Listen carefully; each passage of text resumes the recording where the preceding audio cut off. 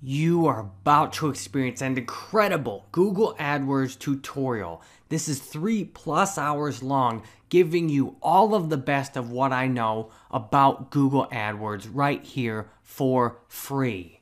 What you can see to begin with is how I make this ad campaign in every detail that has generated over $317,000 in conversions, with the total cost only being $6,700 in ad spend with Google AdWords. And that's not all. I'm going to show you much more than that. I will show you how I'm actually selling my own Udemy courses with my Google AdWords campaigns. I'm grateful I have 28 courses on Udemy, almost 50,000 students, and I show you as I set up this campaign that's selling my courses. I show you how I create it from a place of faith where you can walk with me and just do what I do and create whatever Google ads you have to sell. I will even show you how I'm using Google AdWords for video to get thousands of views and millions of minutes watched on my YouTube channel. Most recently, I've driven a video viral with Google AdWords for video, and I'll show you exactly how to make Google ads for video like I did for this one that has got this video viral. This is my complete free hacking course tutorial, which is similar to what I'm sharing here with you now about Google AdWords. In the video you're watching right now, the interface is the exact same. So you can get all of the links and resources for this video by going down to click Show More. You can see exactly what's covered in the video, and then you can see here all of the exact timelines and chapters in this video. If you see you want to skip ahead, you can just click right on that timeline and it'll jump to that point in the video. What's also in the description is a link to my Udemy courses, and what you can see when you go here, I have a bunch of courses on Udemy and you can get $25 coupons to all of them on this page. They're all priced at $199. You can click and pick a course. For example, if you want to take my Facebook course, it's the top Facebook ads and marketing course on Udemy, 17 hours of HD video, there's coupons. If you want more on Google AdWords, there's a Google AdWords for Conversions course. You click Take This Course, 8 hours of HD video on Google AdWords, and I will answer every single question you have in the course. I also have another pay-per-click course with Google AdWords, some of which is included in this video, 7 hours more of HD video in this course. Thank you very much for watching this Google AdWords tutorial with me now, and what I'll do next is take you through the timeline right here. I'll take you through one section at a time, all the way through the video, and I will explain Google AdWords starting from the beginning and working all the way into the advanced things that I'm doing with Google AdWords today that you can use to be successful with Google AdWords for yourself. If you're enjoying this video and you want more, you can just hit the subscribe button on my channel here or anywhere on the video right here. If you want to save it for later, you can add it to a playlist or share it to your social media account. That way, if you want to come back to it later, you know exactly where it is. Here's exactly what this video includes. The beginning starts with the basics of Google AdWords. Basic Google AdWords terms, keywords, quality score, campaign settings, trustworthy landing page, faith and effort to get good results, and then sometimes you can get lucky and make a campaign with great effort. This is the newest part of the video. I just made all of this yesterday, which is June 24, 2015.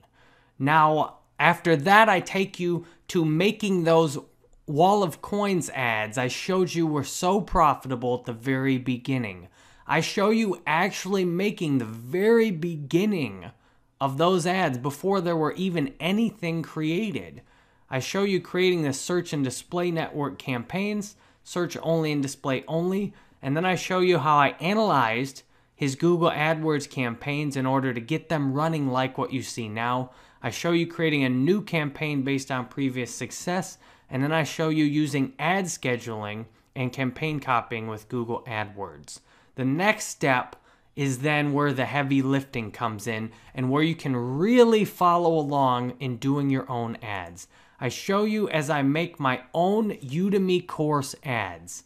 I show you getting started from a place of faith and commitment in Google AdWords, where I literally don't even have an ad created in my account. I start with you there, give you my vision for the future. Extremely helpful if you're in a similar place and you're not sure if you should go forward or how you should feel. It's that motivation and inspiration that gets going, and I start and share exactly how you can feel.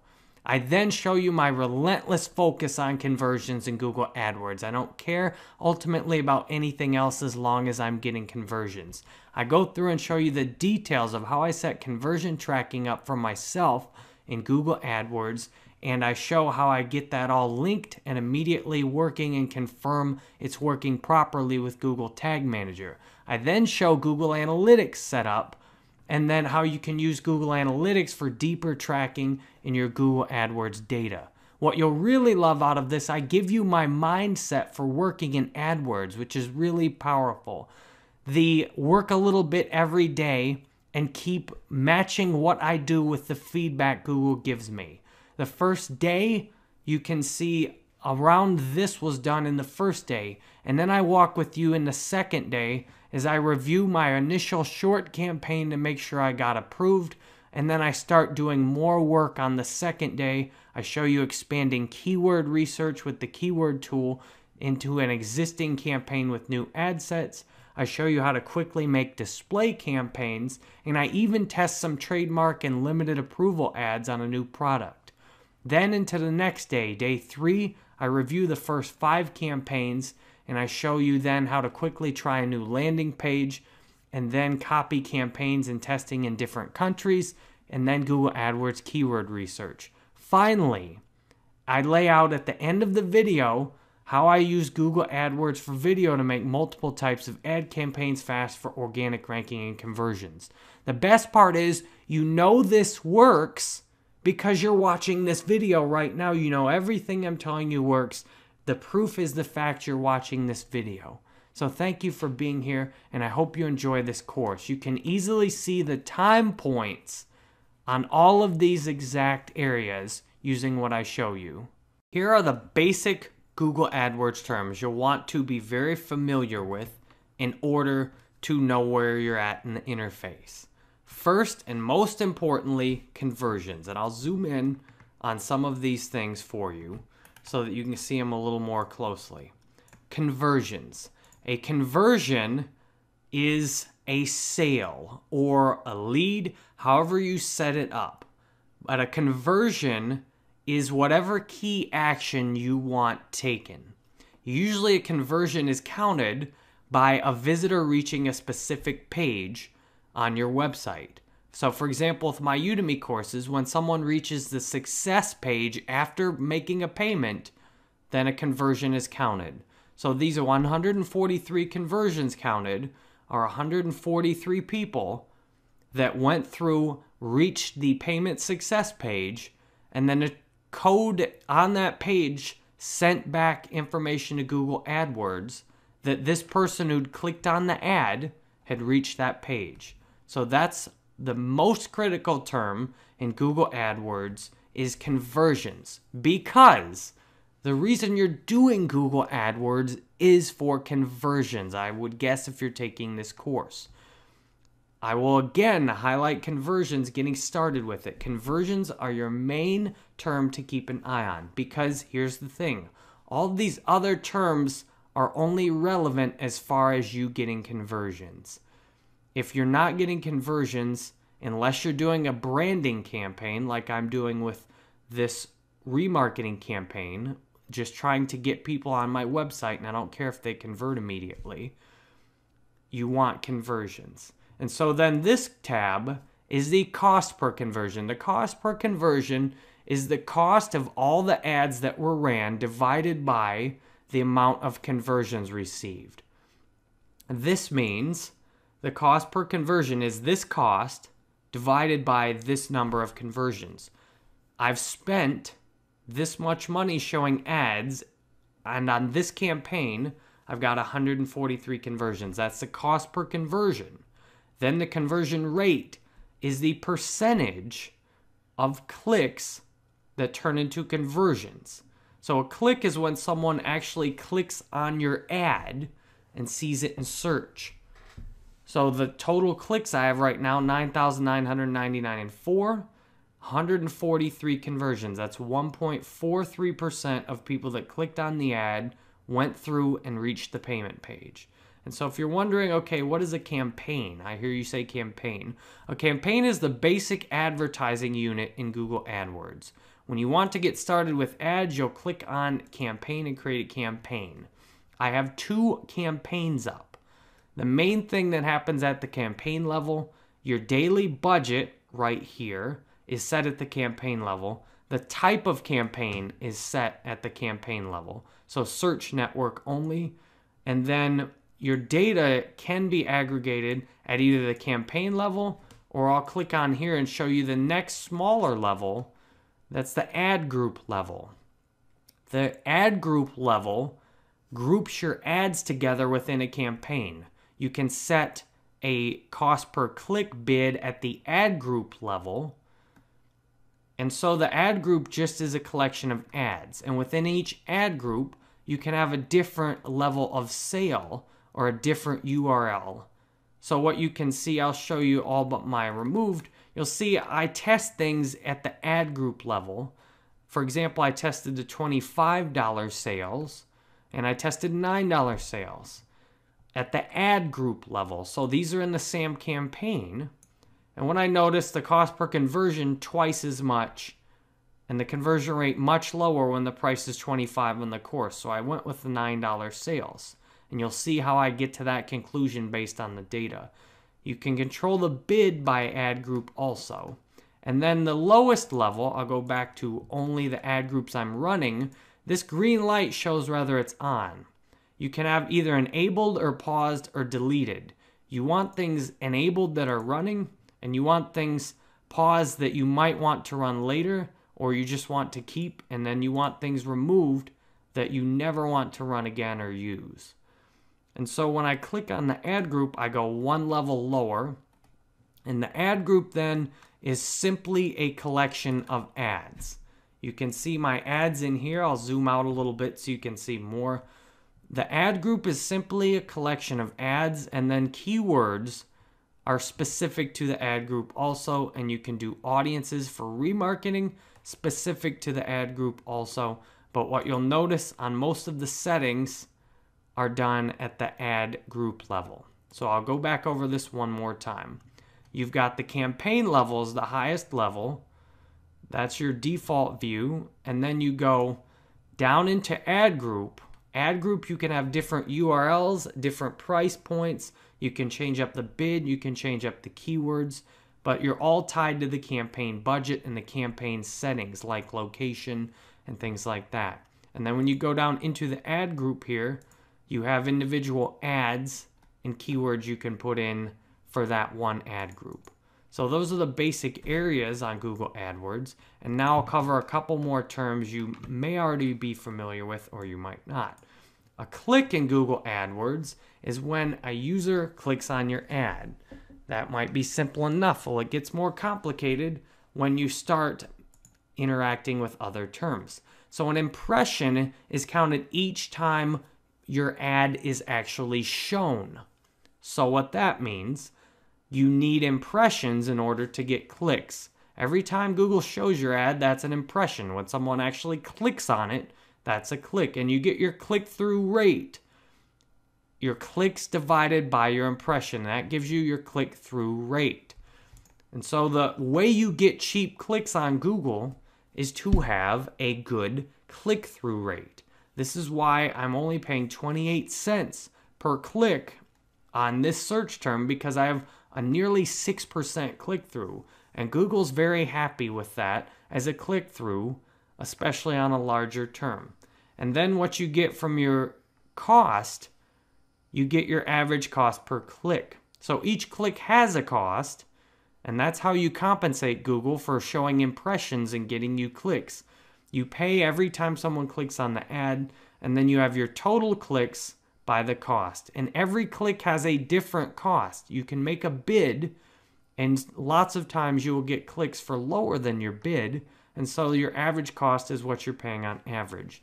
And then your average position is how high your ad is showing on Google. The top position is 1, so a 1.1 ad position is excellent.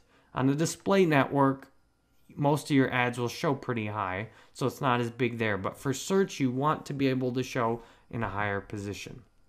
So those are the basic terms that you want to know for Google AdWords moving forward. I will show you some more detailed terms in terms of keywords and settings shortly to help you get more comfortable in the interface here.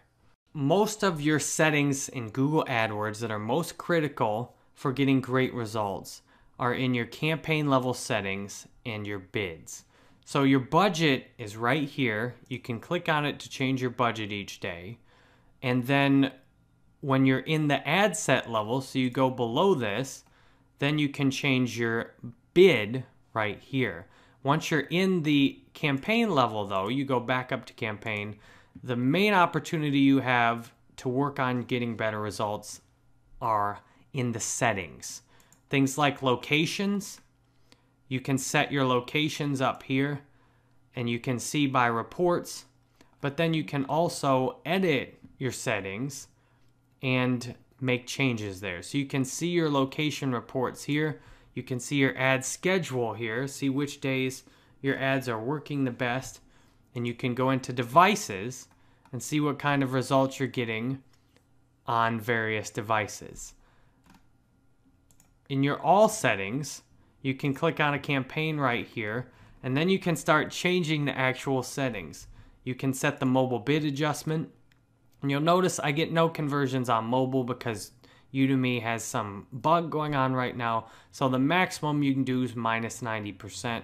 Currently, Google is not allowing you a method to exclude devices, so the best you can do is just make a really low bid and take a few clicks. I've only spent $15, not a big deal. And on tablets, I've been paying on tablets. It's a lot more expensive, but again, not a lot of ad spend there, so it's not a huge problem.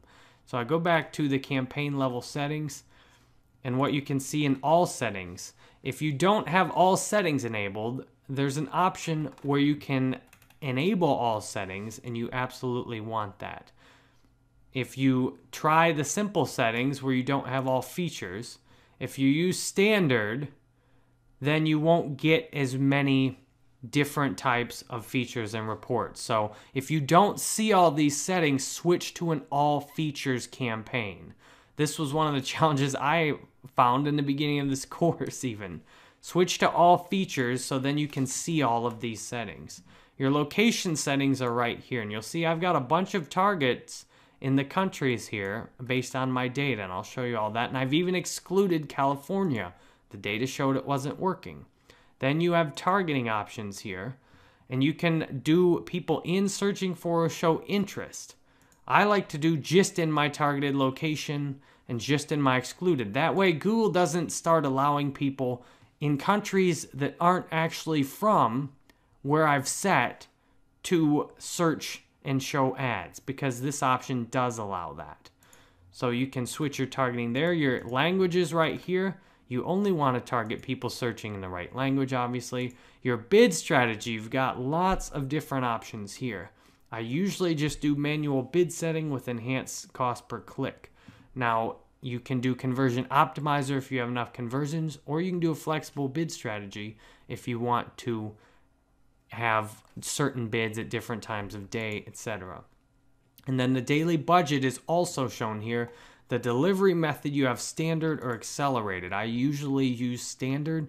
There's often your ads will run out of budget very quickly. If you get impatient and want your ads to run during the day you've created them, you can choose accelerated, but it'll show them all at once. You usually want to get as good of results. Here's a critical thing here, ad scheduling. If you have a business or products that only are bought on certain days, or you only want to run the campaign a certain time, you can change the settings right here to do the dates and the ad schedule. Some services, like the Bitcoin one I showed you, are very much ad scheduled. So the ads are not running in the middle of the night when banks aren't open. And maybe with his new business, he can do that. But ad schedule allows you to turn your ads off at certain times of day and certain days of the week. I always work with ad rotation.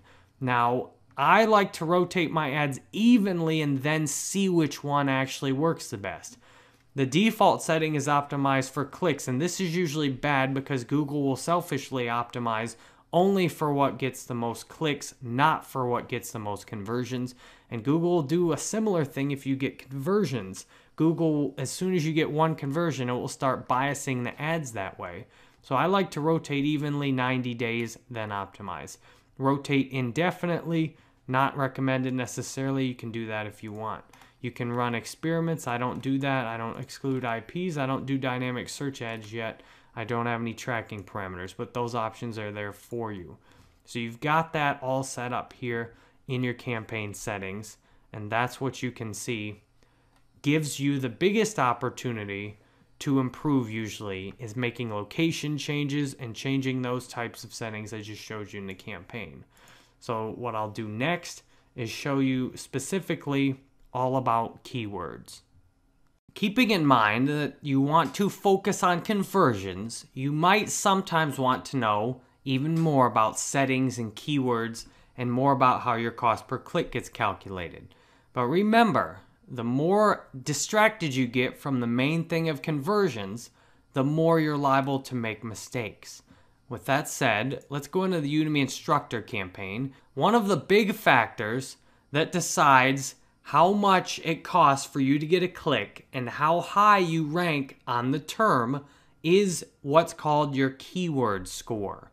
You look at it right here, you get to it by going to keywords, and you go under status and you hover over it.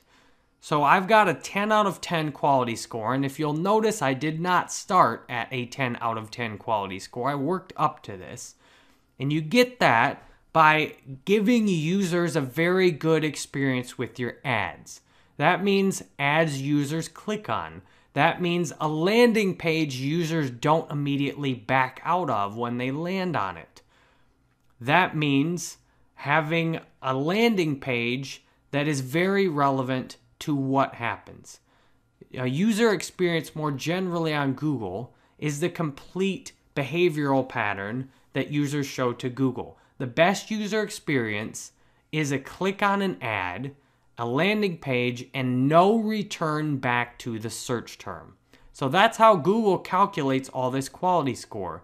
The expected click-through rate is based on your existing click-through rate. The ad relevance is related to whether people actually are looking for that ad or not. And that includes whether your keywords are actually in the ad that you're advertising. It can include things like the domain it's on, and it can include things like how often users are clicking on the term at all. So there's lots of things Google can put into ad relevance. The landing page experience is how often users are staying on the page versus backing out of it. So if a user clicks on an ad and backs straight out of it, Google knows they had a bad landing page experience, and that also theoretically can affect your ad relevance. So if people click on your ad but back straight out of the landing page, that's a good click-through rate, but it's low ad relevance, low landing page experience. So what you can see here, I've got a good expected click-through rate, I've got an ad that's relevant, and I've got a landing page that users are likely to spend time on. So that's how you get a good quality score in Google AdWords. And it's better, if you look at this, I had an 8 out of 10. It's better to just use one keyword that has a very high quality score than it is to try and go for a bunch of clicks. But the thing is, you can only start by doing your best with what you have. You may have to work from a low quality score and work your way up. So that's keywords. And now the second factor with keywords is the type of match it is. So if you look at the match, this is an exact match keyword. They must exactly type in Udemy. It must be spelled this way, and it must exactly be in there. The other things you can have are broad match or phrase match, but since this is one word, then I just need the word Udemy in it. If I had two words, an exact match, would have to be the phrase typed out exactly. But if I had a phrase match, the phrase could be included anywhere in a bigger search term. So this exact match means people must be searching specifically for Udemy. Now, if I had it on broad match, the brackets indicate exact match. This was a broad match keyword, so people could misspell Udemy. They could have things somewhat related to Udemy. The user actually didn't even have to put the word Udemy technically in there. It could be something reasonably similar that Google figured was relevant, something even like e-learning or online learning. And so this broad match gave Google a wide opportunity to choose different keywords. And then if you choose phrase match, you have to have that exact phrase in there. So these are pretty subtle differences at phrase match and exact match. But what you should know, it's better to hit exactly on a specific thing if you want to have a relevant ad. But if you want more traffic, using a more broad match term is likely to get you more traffic. I'm currently getting the maximum amount of traffic I can on this exact match keyword. I'm showing ads on nearly every single impression possible. This broad match term has more traffic, but it also doesn't have as much relevance. What you'll notice, my average position on this is 1.0. When someone exactly searches for this, Google is almost certain to show my ad first, even if another advertiser is bidding higher than me. The reason is Google knows this is likely to provide the best user experience. Google would rather provide a user with a good experience at a lower cost than to take more money for not as good of an experience. So what you see here is that exactly my cost per click was higher and my average position was lower. So knowing these different types of keyword, you can make the best types of ads. And now you'll find lots of frustration more than likely in messing with keywords though, because if you're trying to get traffic and you use an exact match keyword, lots of times you'll find you don't get very much traffic from that keyword. Again, sometimes you can just get lucky and things will work out right. But now that you know the different types of keyword matches on here, you have the ability to create your ads with different types of keyword matching in mind. If you want to have a great keyword score on Google AdWords, like this 10 out of 10 I have here, or even just an 8 out of 10, the key to doing that is having a trustworthy landing page, and especially for conversions. You see this cost per conversion on these ads I've made with you. The cost per conversion, I'll zoom in a little bit, is where it is because of the landing page. The landing page is absolutely critical in the sense of having a trustworthy, relevant landing page. So what do I mean by trustworthy? One of the main things you can do to be trustworthy is to have a domain name that's recognizable. Udemy.com is one of the top 1,000 websites in the entire world. I'm banking on the fact that if someone's searching for Udemy, when they go see that my ad goes to a udemy.com landing page, that's very trustworthy. That promotes a high click-through rate, as you can see, and then it promotes a good cost per conversion here. And so when you see all of it work together, it's incredibly important to have a trustworthy landing page. So if you're not having success, usually the problem is the landing page. Now, you could have picked the wrong keywords. You could have picked the wrong product. If you know your product's already selling, for example, I know this Udemy course is already selling, then it's just a matter of matching my ads up and making the landing page perfect. These Google ads I had encouraged me to make a better landing page because I could see that my conversion rate, you can see the conversion rate over here, the conversion rate plummeted anytime I did something people didn't like on this landing page. That includes having a title people didn't like, having the subtitle down here not clearly explain that you should take the course and what reason. If the reviews weren't good, if the promo video wasn't good, if the description and all of the materials all the way down the page If all of that didn't come out good, the conversion rate instantly plummeted. With a conversion page like this, everything on the page is all about conversion. And if you have a video, I find video tends to be very helpful. And in the video, I show people taking the call to action right here. I show them clicking take this course and enrolling in the course. That helps to get the conversion rate up. When I had problems with my Google ads, when things weren't running as good, changes I made to the landing page made the most notable and significant increases in the conversion rate. So you might feel kind of helpless lots of times in the actual Google AdWords interface, looking at it saying, why aren't my ads working? Most of the work you can do to get your ads working better to get a higher keyword score is on the landing page. A few things that will make it harder. If you use a domain that is not recognizable, which often could be your own domain, it's harder to have a trustworthy landing page. The simple fact that people have never been there before. Udemy.com works good because it's trustworthy. If you don't have a domain name that's recognizable, sometimes doing things like putting it on a recognizable domain somewhere can help you get a lot better result.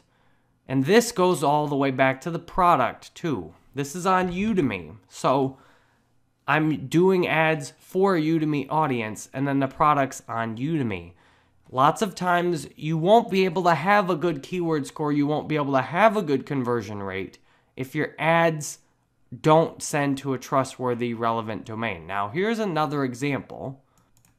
These are Rob's ads, and as you can see, the cost per conversion is very low.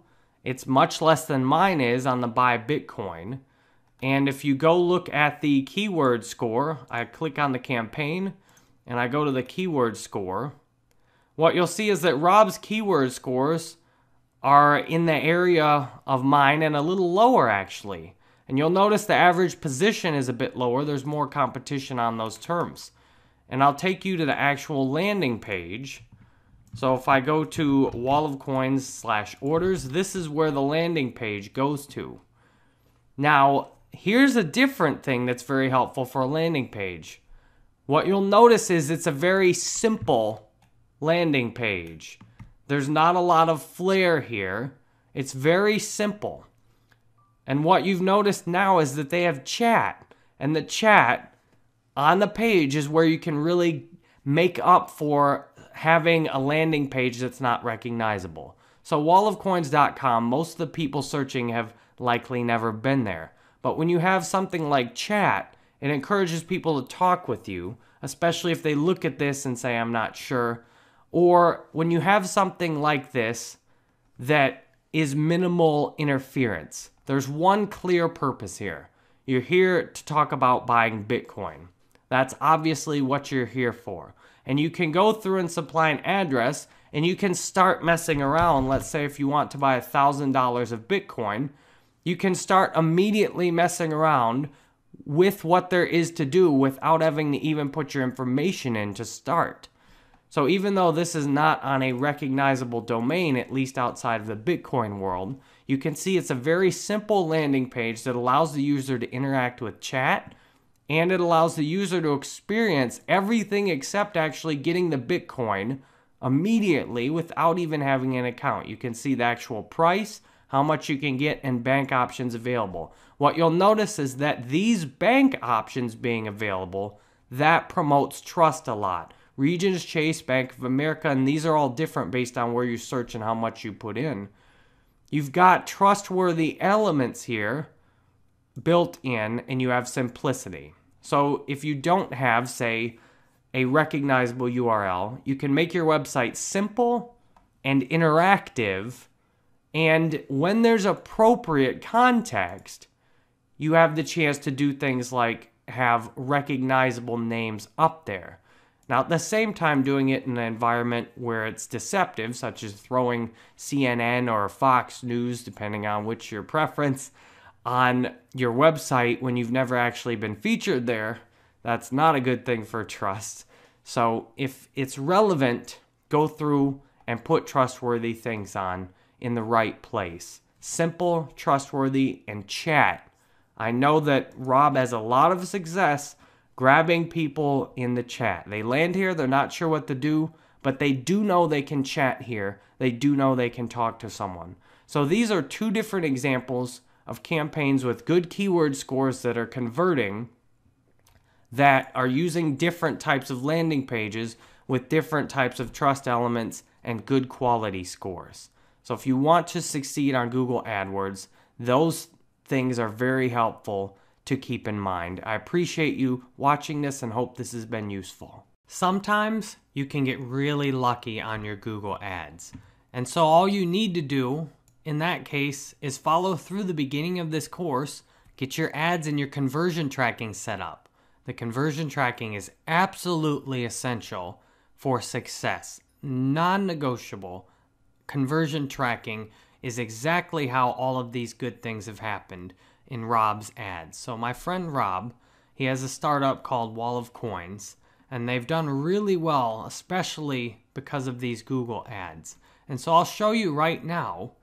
It wasn't completely easy. I'll look and show you all but removed. So these are all the ad groups I've made and all the campaigns I've made. I'll show you all but removed on those. So this will give you an idea of how much work it took. You can see there's a standard ad campaign, this one that worked, there's another one that was tested, a few more that were tested. And so several campaigns were tested. And out of those, only one has worked really well. Now a newer one up for selling Bitcoin. But one worked really well out of those campaigns. So that ended up taking several $100s of testing and time to get to this one. Now this is about as easy as I've ever seen a Google AdWords campaign work.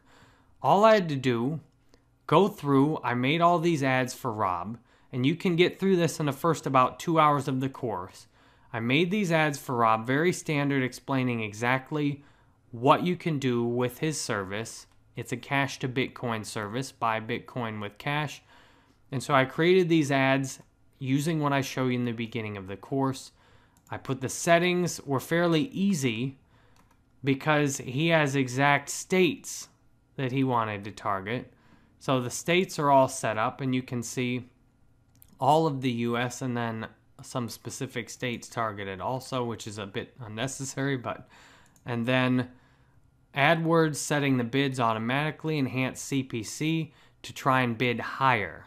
That means when Google really thinks a conversion is going to come out, it can bid and go straight for that conversion. And then keywords were pretty easy also. Tested several different keywords. These ones work the best. Bitcoin Cash, buy Bitcoin and get Bitcoins. You can see the keyword scores are all functioning 8 out of 10 or 7 out of 10, which is good. And that's about average of what you'll get. So these ads were exceptionally easy, so to speak, to get these conversions going. It was lucky. The keywords, not that competitive, although you can see the average position is 3.4 and 87 cents per click. But what's amazing, the conversion rate, Google seems to know who's likely to convert based on the data that Google has now. So Google does a good job grabbing the clicks out of the impressions that are likely to convert. And that helps with enhanced CPC. The ads didn't take a lot of different work.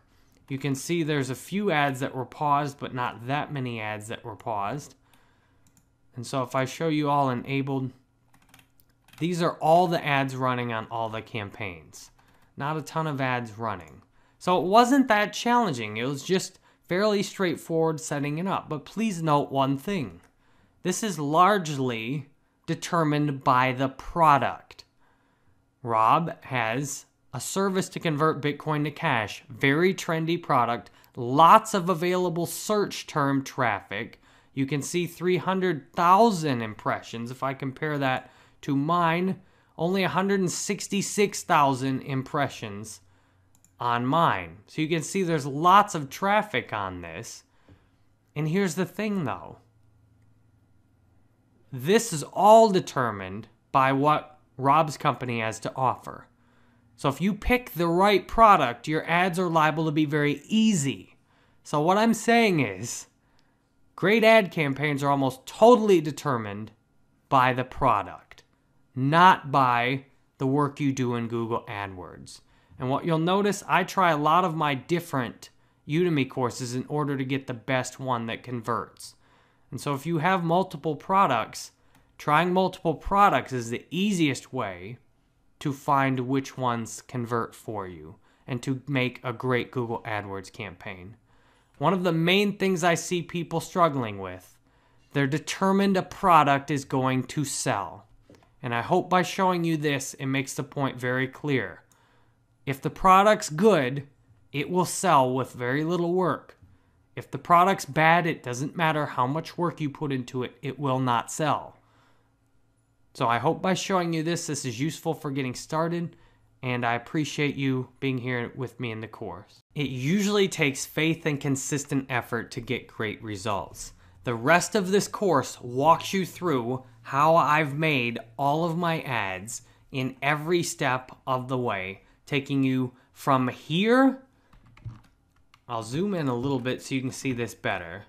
Taking you from right here, March 9th, where I had no ads running, and then I start making the ads here, March 16th, March 23rd, and I take you through this journey of making all these ads. And so what you can see is this takes patience and faith and consistent effort. What I did is the first few weeks here, I worked almost every day on my Google ads. Then around here, I started working every other day, every third day, and even here then about once a week. And then you can see all of that progress throughout the course. So the main thing that gets me, at least in my past, in trouble doing ads was impatience. So from the beginning, see how long this took me to get going. It took several weeks before I got up to around 800 clicks in a 1 week, as now I'm having, and now with my display ads, I'm going much past that. But in order to get up to around here where everything's going good, it took weeks of getting things worked out, waiting for feedback from Google AdWords. So if you'll work a little bit every day getting started, you'll get the best return on your time and energy. Anywhere from 10 minutes to an hour, every day, you'll give Google AdWords time to give you feedback on what you're doing. Because you'll see I start from having nothing. And what it takes, it's this constant feedback process. I do something, Google AdWords gives me feedback. I do something, Google AdWords gives me feedback. I do something, Google AdWords gives me feedback. I'm still working this same approach on my display ad campaign. I started this off, I made one ad one day to make sure the URL got approved and the basic thing got approved. Then I went along and made a bunch more ads, and now I'm continuing to make a bunch more ads in this one ad set before I scale it up and start doing more types of audiences and more types of remarketing. So I'm still doing that today. It's the one day at a time, do a little bit every day. That's fantastically powerful. And it's drastically different. When I used to do ads online for the first couple years, I wanted to do everything all at once. I was very impatient. It felt like so much of a challenge to wait for results. So what you'll see, follow along with me, work at the same pace I do, and everything will turn out as it should for your Google AdWords. You may get better results than me. You may get the same. You may not get as good of results than me. All that depends on exactly what you're doing, exactly what products you have to offer. So just do the best with what you have. Thank you for watching this and being here, and I appreciate every minute you spend with me in this course. Thank you very much for watching the first several sections of this tutorial. You just completed getting started with Google AdWords. You just went through all the basic terms and keywords and getting started things that'll help you get a strong start and get to learn more in Google AdWords. This section you just watched is a free preview from my Google AdWords for Conversions course on jerrybanfield.com/Udemy. All you do is find the Google AdWords conversions and you can get a $25 coupon and you can take this course. Click right there on the blue button, take this course, and and you can get lifetime access. What you get is more than 8 hours of HD video in this course, along with the ability to ask me any question you want to. I will answer every single question you post and ask in the Google AdWords course. I'm in there, and you can count on me to consistently update and add new lectures to this course. You've just seen, I'll scroll down and show you, this first section. The videos right here are the first section of the video you've just watched. So you can then get the rest of the course, all of these sections down here. You can then get that with the coupon on jerrybanfield.com/Udemy for the Google AdWords course. Thank you for watching. The next part of this now shows you how I make Rob's Wall of Coin ads from scratch, from the very beginning, before any of them were made, and show you what I do in order to get them to what you see now. On Google AdWords, you want to make campaigns that will drive the best conversions, but also get the lowest cost per keyword and get the best click-through rates. The best way I know how to do this is to create several campaign ad sets and do my best to try and make the ad so that I can guarantee to find an ideal solution. So here's my basic plan. I'm going to make one $10 per day search and display campaign, one $5 per day just search, and one $5 per day just display. What I want to do is find where I can get the lowest cost clicks and the best conversions on different sets of keywords. So this will be a narrow set of keywords, this will be a broad keyword for display, and then this will be both narrow and broad. Here's what I have to offer. I'm making these ads for Rob, who is the owner of wallofcoins.com, which is owned by Jenna Trust Inc. I have bought and sold a lot of Bitcoin on Wall of Coins myself, and I'm making his AdWord campaigns to get more buyers. So you can see this interface is very simple and straightforward, offering a Bitcoin address, an address later, in order to start and buy Bitcoin in cash. So the key to any successful AdWords campaign is having something people want to start with. It doesn't matter how good your ads are if you don't have something people want to start with.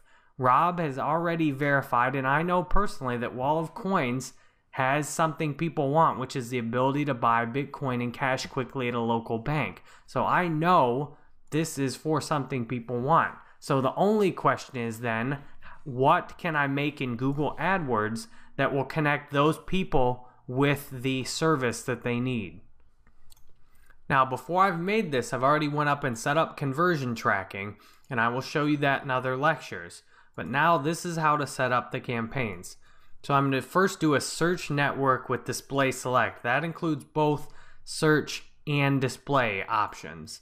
So what I want to do is just make a standard campaign, and I'll call this Bitcoin Basic for the Bitcoin first campaign, just using everything. So search network, search partners, and I'll see what works the best. I only want to target the US because this is only US banks right now.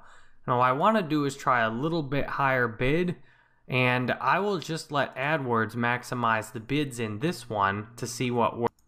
So now I put the budget in, $10 per day, and I don't need any ad extensions. What I can check on here is additional options, but I can always focus on conversions if I want to. But for now, since I don't know what actually will happen with this, it's easier to just let AdWords optimize my bid in this campaign. Once I have data, then I can go through and figure out what is going to work the best. And I don't want to make too many ads in these first few ad groups either until I see what's going to work. So I want this to just be one ad group for now and keeping it simple. So this ad group is just buy Bitcoin. And now the headline then, buy Bitcoin with cash. And I want to actually buy Bitcoins with cash and then explain clearly what Rob's offering to do. So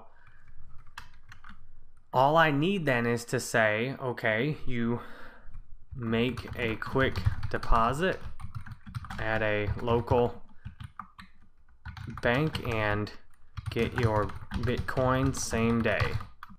How sweet is that? Very simple and straightforward. So now I need a display URL. I'd rather shorten this to just wallofcoins.com and then have the destination URL be the actual orders page. It's HTTPS, so I can put that in there. So now what I need are keywords.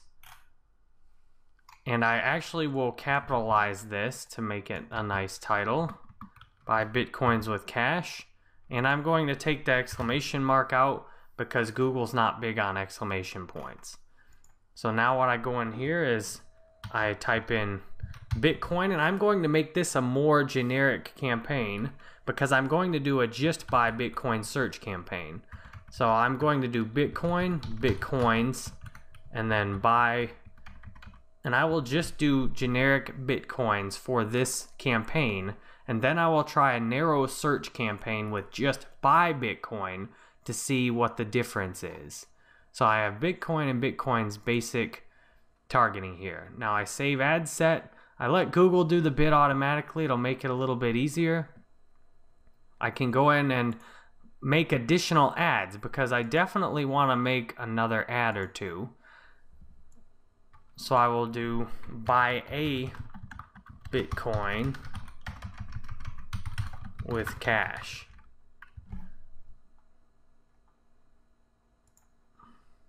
So there, now I've got that. Buy Bitcoin with cash, buy Bitcoins with cash, depending on how people want to put it.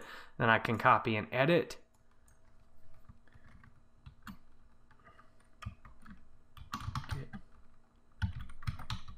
And I want all buys on these, so I'm going to leave that headline the same. And so you can see this is the actual speed I'm making these because this is a hands-on tutorial. This is how you are actually going to run through it. So if you can see how I'm actually doing it instead of a lofty lecture, and I will give you some lofty lectures too. But if you can see how I'm actually doing it, it can help you be the most effective. Okay, so you see here I've made an ad in a different format. Step 1, local bank deposit. Step 2, get your Bitcoin same day. And what I can do now is just take the title.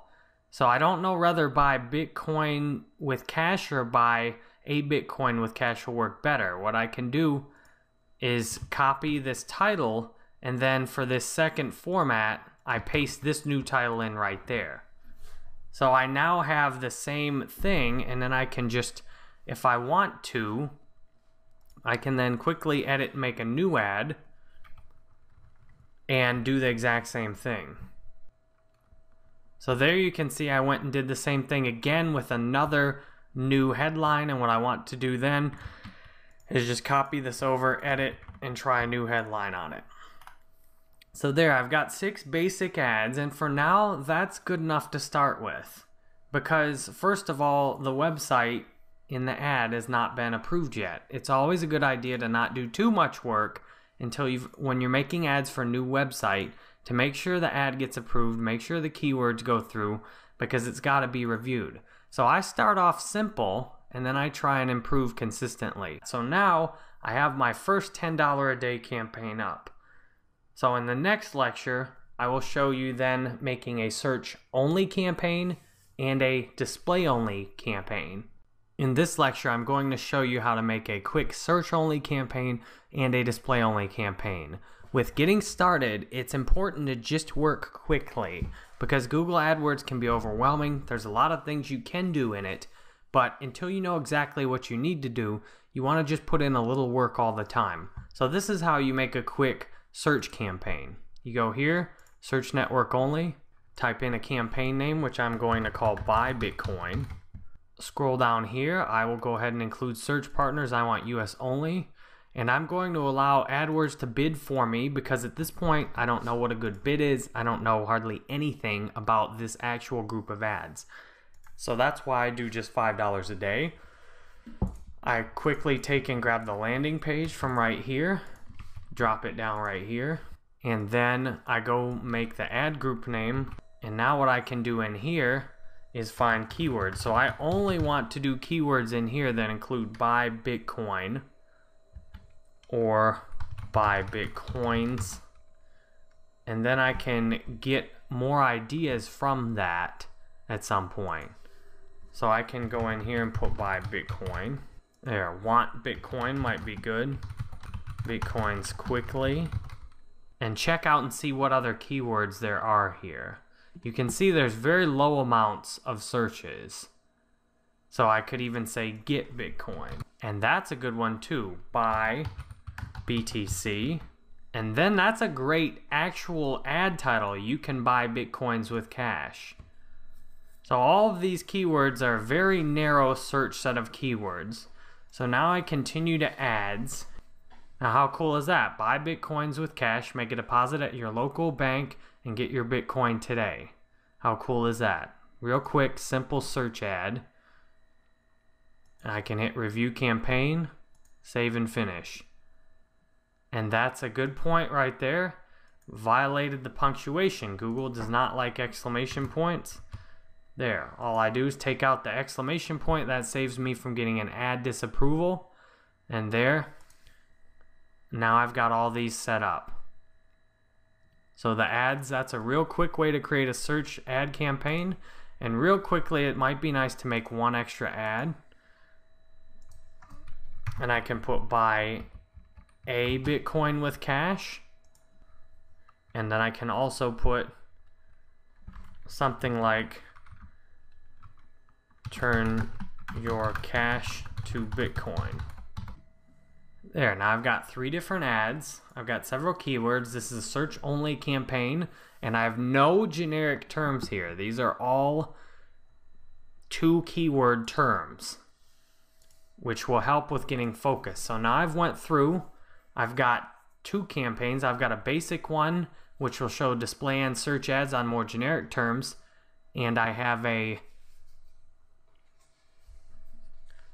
search ad campaign right here that just shows on exactly what I need. And now I make a display network only.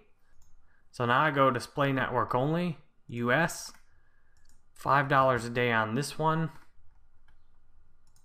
And I check the options here, and I only want to show these during business hours because the banks need to be open so that people can make this ad.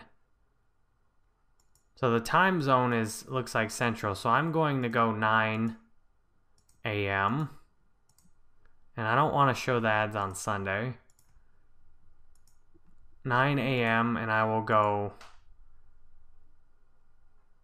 6 p.m. because that covers, I want to cover the East Coast too, so I will go up to 9 p.m. But more than likely, people are going to need time, so I'm going to 7 p.m. I just want people to see these ads in the middle of the day while they have time. And I can go through and change these options on my other campaigns too. And then I want to optimize for conversions. And then I want an impression cap too. I just want 1 ad impression per day. I don't want people to get barraged with them. So then I save and continue. So I'll put my enhanced cost per click bid. I think $1 should be good. I want display keywords, and now I start putting in Bitcoin keywords. And I want related keywords, so I'll type in Bitcoin, find related keywords, and go down here and see what it suggests. So all of these are different ideas it has. So Bitcoin exchange, and then I can just put Bitcoins, BTC, and put those keywords all in there too. So there, now I've put several search terms in that will determine what actually displays.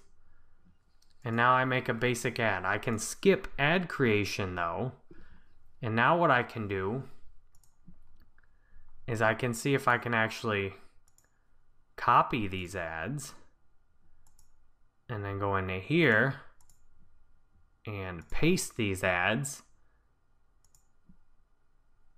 Because what I don't want to do is have to create all those ads again. So I've got all the ads already done in one campaign. There we go. I created 6 new ads immediately. And if I like some of my Bitcoin search ads, I can just copy those too. I can go put them in here and paste.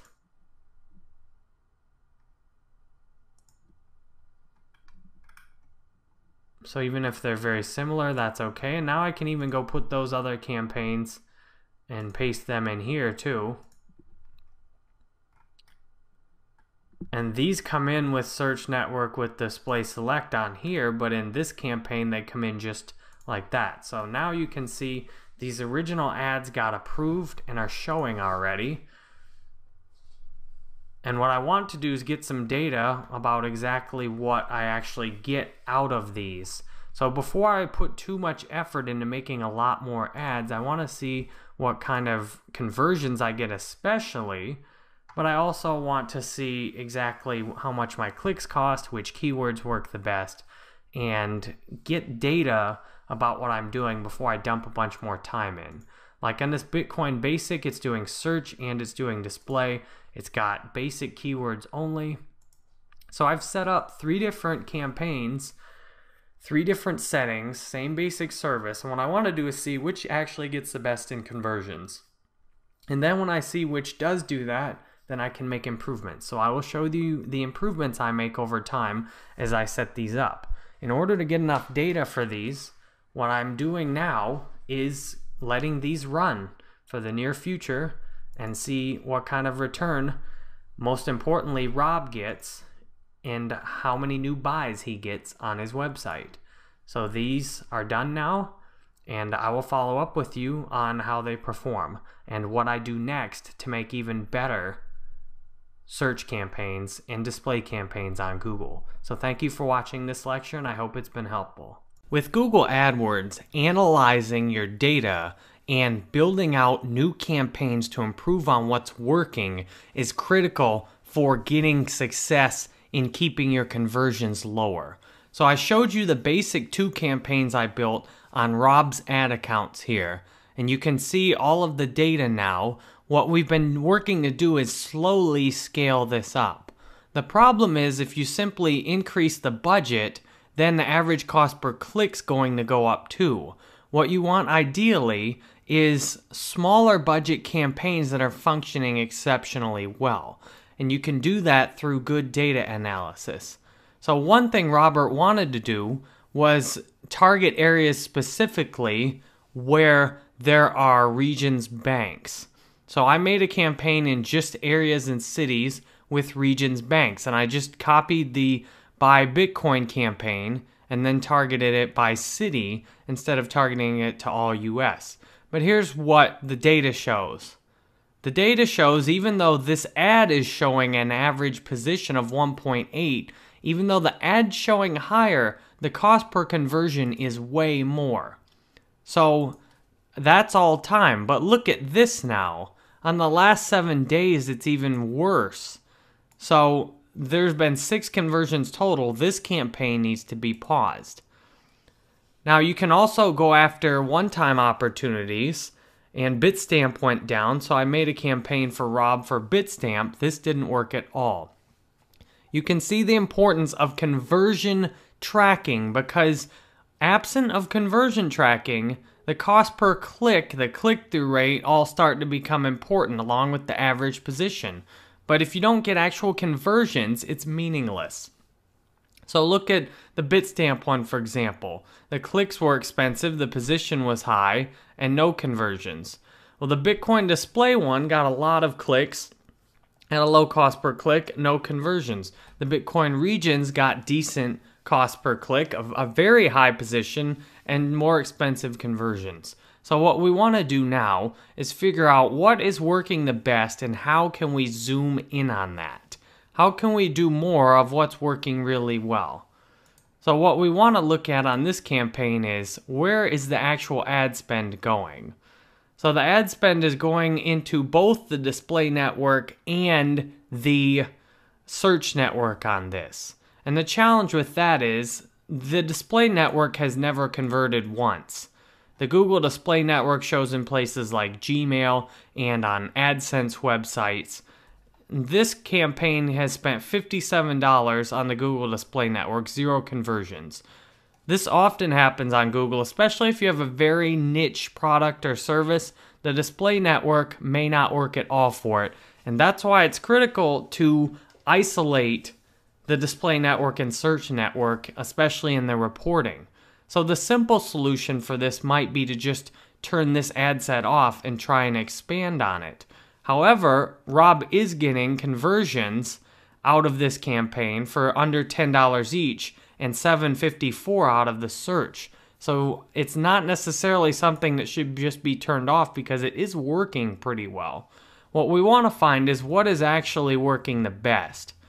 So on the Bitcoin keyword, those conversions are coming out for $7.31, and then Bitcoins are coming out more expensive. So it looks like people searching for Bitcoin generally are more likely to be converting. Now here's the thing. Given this campaign in the last few weeks has only produced 4 conversions at an average of $14 each, compared to the other one, this one might just be worth pausing. Even though the cost per conversion over time's been pretty good, it's not producing at the same level the other one is. So this is enough data. The conversions are costing 50% more in this campaign. But the challenge is this campaign's also accounted for 25 of the conversions. So to continue analyzing before pausing the other one, let's take a look at this one. You can see this has no display network in it at all. And here's the keywords. So the keywords in this that are working best are Bitcoin Cash. When people are searching for Bitcoin Cash, there's a 21% conversion rate. That's sick. That is amazing. And the cost per conversion is only $3.14 then. Let's look at the last 7 days. And you'll see it actually goes down to $2 as Google has figured out how good this is working too. The ad position's way higher. So it looks like what I want to do is make a new campaign with just Bitcoin Cash and pause the other ones.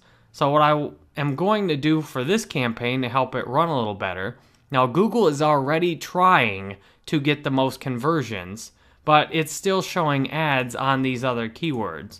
If you look at the last 7 days, Google is still trying these other keywords to see if it can get a conversion.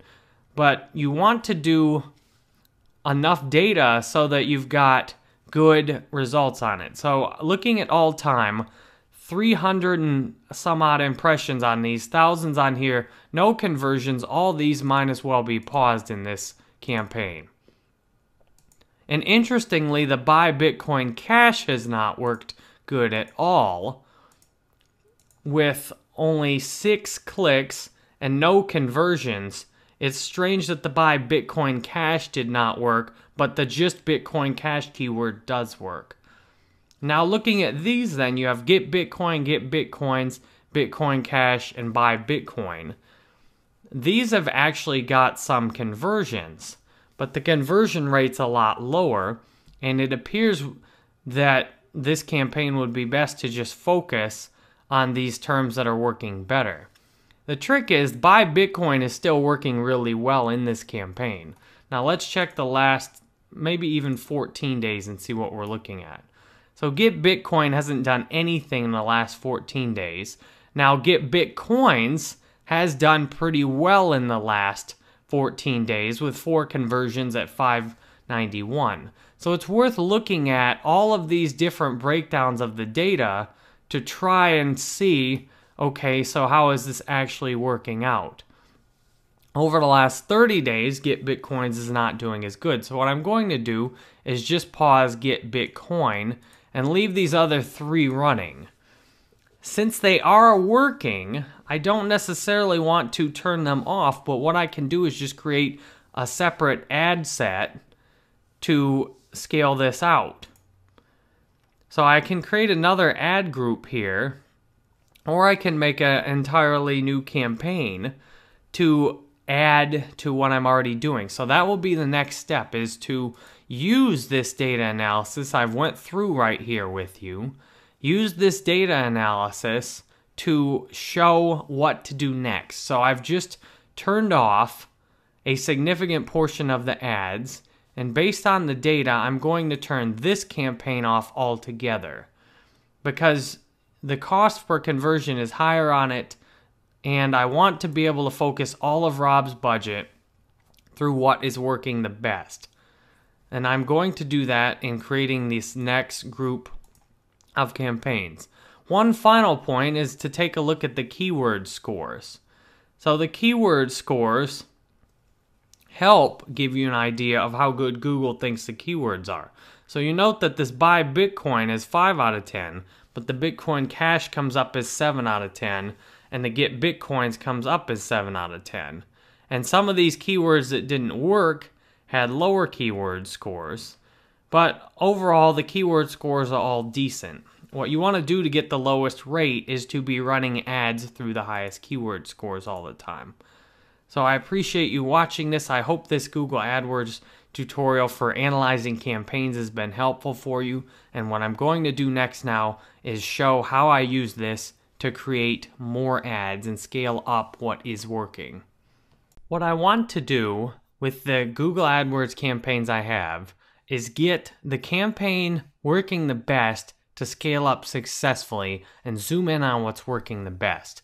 So what I'm going to do is mostly leave the campaign that's working good alone while I make new campaigns to see how they will function.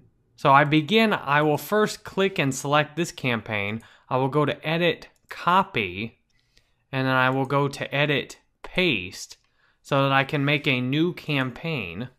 I've clicked on Paste, and now I wait for Google AdWords to make it. So now this is called Buy Bitcoin number 2. So what I do is cross-check with this original campaign what was working the best in it. And what I want is to split test things across all the different campaigns. So here I've got 3 keywords that were working the best. What I want to do is just do the keyword working the best in the new one. So I'll go up here to all online campaigns, and in Buy Bitcoin 2, now I'm going to zoom in on just the keywords that were working the best. I will delete all the other keywords except Bitcoin Cash. So I go up there and I hit remove. So now I only have a Bitcoin Cash campaign. So now I will rename this campaign to Bitcoin Cash so that I remember what I'm doing in it. So now this is a Bitcoin Cash campaign. Now I take a look at the ads. What I really need to know is which ads were working the best in this campaign. So I can do that up here, and I can actually look at all the ads at once and then see which had the lowest cost per conversion. So if I scroll down to the bottom, this one seems to have had the lowest cost per conversion. Buy a Bitcoin the Cash. But I don't know if I want to write it just like that. This one has had a lot of conversions, but this one has the highest conversion percentage, and it was in the Buy Bitcoin search campaign. So if I click on this, it's in the campaign that's working the best. So what I can do is also look at which is working the best in the last 7 days. So in the last 7 days, Buy Bitcoins with Cash has been what Google's been using. And I compare that with all time then. Buy Bitcoins with Cash. So both of these are working. So what I can do is go over into my other campaign. And what I know that I can remove the Cash to Bitcoin today because that's not converting. So all I need to do is go here, edit, and remove. And when I'm just starting a campaign, I'd rather remove so that I don't have any of the data in there at all. Now, if this campaign had been running like you saw in my last campaign analysis, then I just paused. So that way I still have the data there. But when the campaign's new, then I want to remove it altogether. So what I can do now, since this is on the Bitcoin Cash keyword, I can try some different phrasing because I'm not tied to the Buy Bitcoin keyword anymore. So what I want to do is copy and edit. That copies a new ad and allows me to go in straight to edit. So now what I can do is try changing the title especially. because I don't know what people are searching with on Bitcoin to Cash. But what I can do, I can come over and use a keyword tool I've got to try and guess what people are searching for. So I go to this keywordtool.io and I put in Bitcoin Cash. And I'll see if I can find what people are searching for related to Bitcoin Cash. So here's one thing that might be good. Bitcoin Cash Deposit. Bitcoin Cash Deposit. Make a deposit at your local bank and get your Bitcoin today. Really cool, right? So there, that matches with, and of course, I like to use exclamation points, but Google's not big on exclamation points. So there's a Bitcoin Cash Deposit, and then see what other terms there are here. Bitcoin Deposit Walmart, that's interesting, I didn't even know that. Bitcoin Anonymous Cash, Bitcoin ATM Cash Out, these might be good caching of Bitcoin. So using this keyword tool helps give a good idea of what people might actually be searching for. Bitcoin Cash Bank Deposit, a very good exact term I can use. So what I can do is copy another ad and edit, and then I can go Bitcoin Cash Bank Deposit. And I can capitalize all of these. And I can always copy and make more versions of these same ads then. So that's what's sweet about combining these tools like this, is you can then change up the ads without having to get creative. You just see what people are actually searching for. So now in this one, I put Bitcoin for Cash, and I'll try adding today. Bitcoin for Cash today. And of course, the exclamation point again is an issue for me. And scrolling down through here, are there more options? Bitcoin how to get cash. There's so many good options. Bitcoin into cash. And now that's another good one I can put. Change Bitcoin into cash. Another good wording. And what Google will do is run all of these ads and test out exactly how they work the best. So all I have to do is just try out these different versions of these ads, and then Google will figure out which one actually works the best. Again, another copy and edit. I drop Bitcoin local cash deposit. Now you can see I'm out of space here. So since I'm out of space here, all I do is just shorten it, Bitcoin local cash, and let it go. Because I don't know which of these will work the best, but I want to give Google as many options as possible. Now I probably don't want to get cute and put Bitcoin money laundering or anything like that, but I want to continue with as many of these terms as possible, because if this is what people are searching for example, Bitcoin cash out, a very good phrase that might work or it might not. So what I can do is try this, Bitcoin cash out, and then I can also try and copy it with local Bitcoin cash out. And I can even do Bitcoin cash out local. I'll let Google test all of these and see which one actually works. So you get the idea here. I've got a very narrow keyword on this. I've got one exact keyword, and then I go through and make a bunch of different ads so that Google can figure out which ad converts the best and then run that ad more often. Now I've made an exact duplicate of the previous campaign I was running, so it's got the same settings in terms of location and timing. I know that's working, but what I want to do is test some different location and timing options.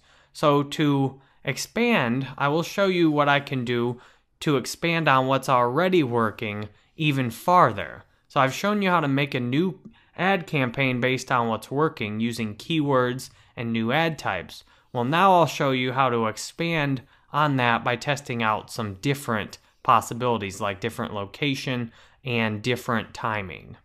So you saw I just made a new campaign, and what I want to do now is mix and match a little bit. I want to combine some of what's working about this campaign with some of what I'm testing on this campaign and see, will the new ads work better than the ads I had in the other campaign? And I'd also like to test with a more narrow time schedule. So I can do that with another campaign. So what I'm going to do is copy this campaign like I showed you how to copy one before. And then I go to paste this campaign. And I'll show you how to do some more functions that are helpful for quickly reproducing the work you've already done. So I don't obviously want to go through and make all those ads again, right? So what I do is I select all these ads like this. And I can copy all these ads. So I copy. And then I go up to the new campaign I made. I go to this campaign. And I go to ads. And now I can paste all those ads I made in that last campaign into the new ads. So in order to do that, I have to actually go into the ad group first. So there, now I went into the ad group, and now I can paste the ads within the ad group. So I've copied all the ads there, and it actually created duplicates, so normally you might not want to check that one. So I'll erase these two duplicates, remove, because they're already in the campaign. So now I've got all of these different ads in this campaign, and I've got the keywords that I'm using in the first campaign. So I want to keep those 3 keywords. I'll remove the other ones. So I've got those 3 keywords that are proven to work, and I've got all the new ads I made. So what I want to do in order to change the ad schedule up, I want to try letting this one run on a different ad schedule and see what works the best. So in looking at the cost per conversion, I'm sorting all my ad cost per conversion. The best cost per conversion I have is on the buy Bitcoin on the 9 a.m. to 7 p.m. conversion window on Tuesday. That seems to be working really well for some reason. I've got 9 conversions on Tuesdays. And I want to see if there's any other random kind of looking outliers like that. So it looks like Saturday, I've got a very high conversion window also. And then Monday. Now I could just sort this by campaign and take a look. Where are my conversions coming in? I've never got one conversion on Friday. So it looks like I probably don't want to do anything on Friday. Thursday's not looking very good either on Bitcoin Basic, but the main one I've used successfully is buy Bitcoin. So let's cross-reference it with that. So Friday does not look like it works good usually, and Wednesday has not been working good either. So what I want to do is try one just on Tuesday, because for some reason I'm getting an unusually high percentage of conversions on Tuesday. And what I can do is narrow the times down a little more, or I could even expand them because it's just one day. So I want to try one just on Tuesday and Saturday, and actually I could just run this one on Monday and Thursday also. So I could just take out the days when it's converting the worst, which is Friday and Wednesday. I could take that out. And that'll allow me to see if there's certain days of the week people tend to be more in the mood to buy. So I just looked at the recent data. You can see I got 4 conversions on one Saturday, and then I got 1 on Tuesday and 1 on Wednesday and 3 on Monday. So it looks like Thursday and Friday are often days where people aren't buying as much. Now this just could be a coincidence, but some of these coincidences can produce very powerful results for getting better conversions at a lower cost. So what I want to do is run one of these without Friday and change the schedule a little bit. So what I want to do is remove all the existing scheduling and then put a new schedule in. So that's the main thing I'm going to test on this new campaign, is to remove the selected ad schedules on the new campaign I made and then add a new schedule on the new campaign. So I've done that. I'm up here on all online campaigns setting ad schedules. Now I create a custom ad schedule, and what I want is what's been working. And I've noticed there haven't been a lot of buys 2 hours before, so I'm going to start the ads at 10 a.m. and run them. There haven't been a lot of buys after 5 p.m. So I want to try and zoom in on the most successful hours. And then what I want to is make individual days on this. So I'm going to do Monday, and note that it makes you have to go through and do this individually. So then I will do Tuesday, 10 a.m. to 5 p.m., same thing. And then Wednesday, 10 a.m. to 5 p.m. And I'll zoom forward through doing all this so you don't have to watch each day. So you can see what I've created now. I've got a new ad schedule for this campaign where the ads don't run on Friday or Sunday like they haven't been running Sunday. And now what they do is they run in a little more narrow window based on the conversion data I've had. And then I can put them in. I click save, and now I can test out the new ads and the new ad schedule in this new campaign. So what I want to see is, will this ad schedule remove the high cost conversions I've been getting on Friday? Because if you look by date and time, Friday in every single campaign seems to be the worst.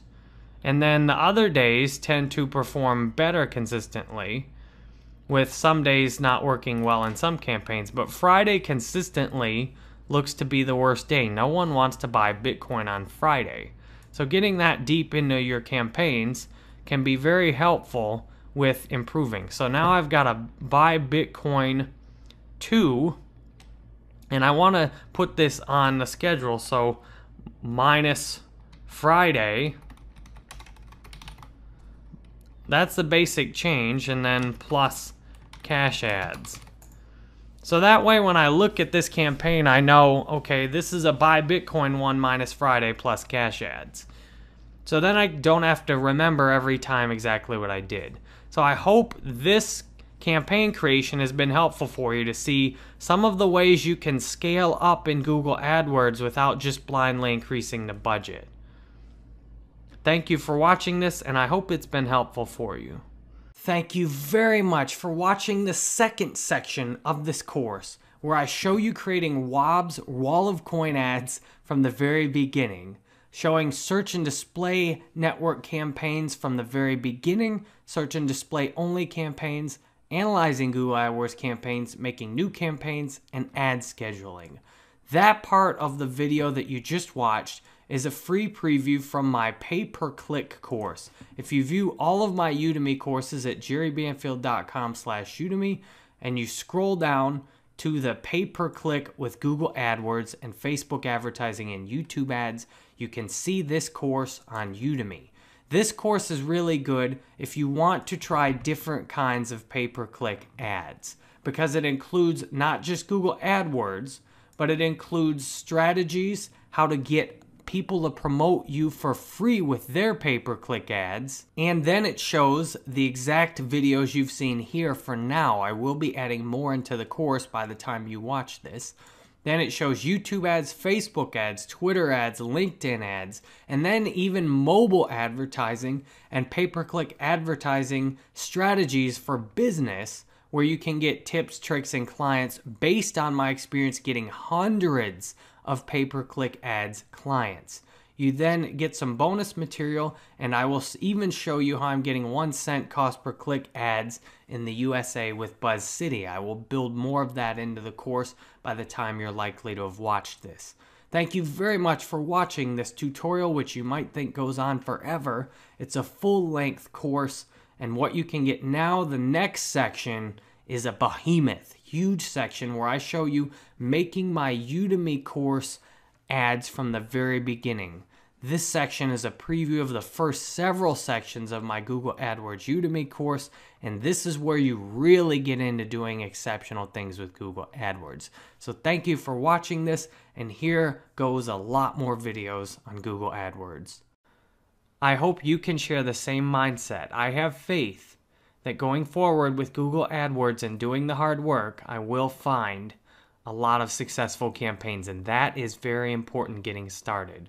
So if you can take one concrete step with me right now, have faith and know that all you have to do is do what I'm doing with your own products, work hard at it, and right now all you have to have is faith. Faith that you will do it. Faith that continued effort will give you what you want. That's all you need. Follow me in this course, continued effort. If I can sit here and honestly share with you the faith I have for my ads when I don't have any running right now, when I haven't made one sale through AdWords on a Udemy course, then you can have that same faith and courage. And as you watch me go through and fail at things in this course, and watch me go through and fail at them again and again, and then you watch me find things that work, and then by the end of it, looking at it like, wow, look at all these campaigns he has running now that are making sales. Look at it that this faith in the beginning is how all of this happened, and the faith must go all the way through. I have this faith because I've done a lot of things like this. I've done things like serve clients like Rob who are getting great results on their ads. I know all I have to do is work hard at my ads and keep trying new things and focus only on conversions, and I can sell my Udemy courses on Google AdWords. So if you can take this first step with me right now is to have this faith that you will follow along with this course, you will try things on Google AdWords, you will find campaigns that give you a positive ROI, and you can run those campaigns indefinitely. So thank you for taking this step with me. You might say this is the easiest step in the course, or you might say it's the hardest step in the course. When you're looking at this kind of data, it can be hard to have faith that you're going to have exceptional things in the future.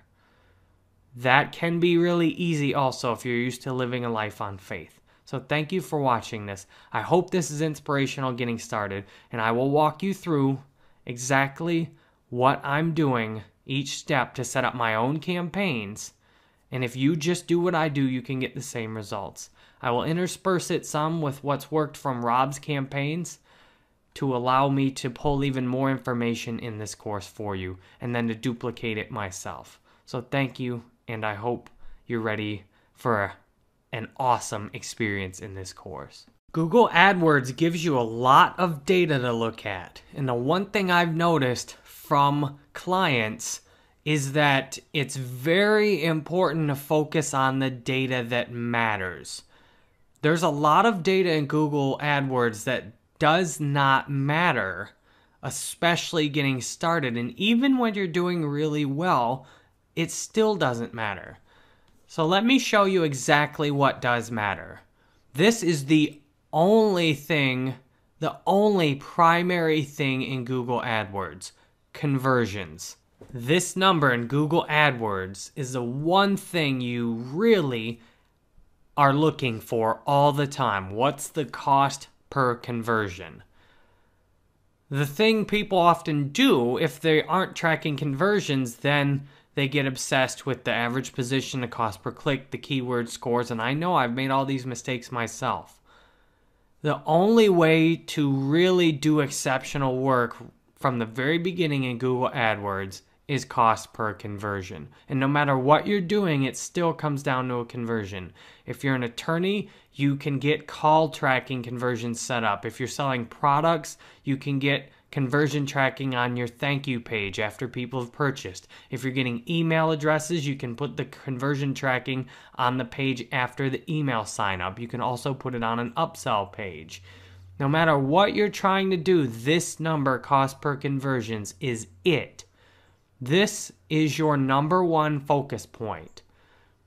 You do not want to try and do more then go outside of these little box right here. Conversions, cost per conversion, conversion rate. But even within that, you really only need cost per conversion. Because if you keep running your data long enough, the cost per conversion will tell you everything you need. Now, the number of conversions is helpful to see whether you've got an outlier. Occasionally, you'll just get lucky in some areas and get a really cheap conversion. But especially on an overall campaign, this is the sweet spot. So this means you can ignore average position. You can ignore average cost per click. You can ignore keyword scores. You can ignore click-through. You can ignore impressions. You can ignore clicks. You can ignore everything else. And that makes it easy to be successful in Google AdWords. The human mind is very effective at focusing on one thing. When you try and focus on all these other things in AdWords, your mind can barely even function in terms of trying to process all of the data. And I'm pretty smart, and I like to think you're pretty smart. So let's use our minds the way they're wired. One thing, cost per conversion. And this sounds easy, and you're probably like, oh, why is he repeating this so much? Getting started, you've got to start with this. That's the second step to take, is a commitment to focusing only on cost per conversion. My clients often get into things like, oh, I want to be higher ranked. What about my cost per click? What about my click-through rate? And I tell them the same thing. Your cost per conversion is all that matters. It doesn't matter about any of the other data, because within all of these other little numbers, all they do is add up to cost per conversion. So it's easier to understand the exact outcome than it is to try and dig into the details. And with what I know about Google AdWords, it's very important for me to get this right with you at the very beginning of the course. The reason is Google AdWords gets really complicated. And if you try and get into all the complication, like for example, if you try and see your cost per conversion at different positions and you try and get into position bidding, if you get in over your head too fast, Google AdWords will drown you. So your cost per conversion is your lifeboat. Your cost per conversion, when you start getting into making all these campaigns with me, when you start seeing all of what I'm doing, your cost per conversion is the only thing you've got to notice. So I've got these very beginning of this course with two things: faith and a relentless emphasis on all that matters. The utter simplicity has a huge power. So everything you're going to see me do, if I'm not getting conversions, I will stop doing it. That's another beautiful thing with the cost per conversion. If you're getting low cost per click, your ads high, your click-through's good, it's easy to think this works. If you're not getting conversions, if you're just sitting there getting zero cost per conversion or really high cost conversions, nothing else matters. So thank you for sitting through this with me.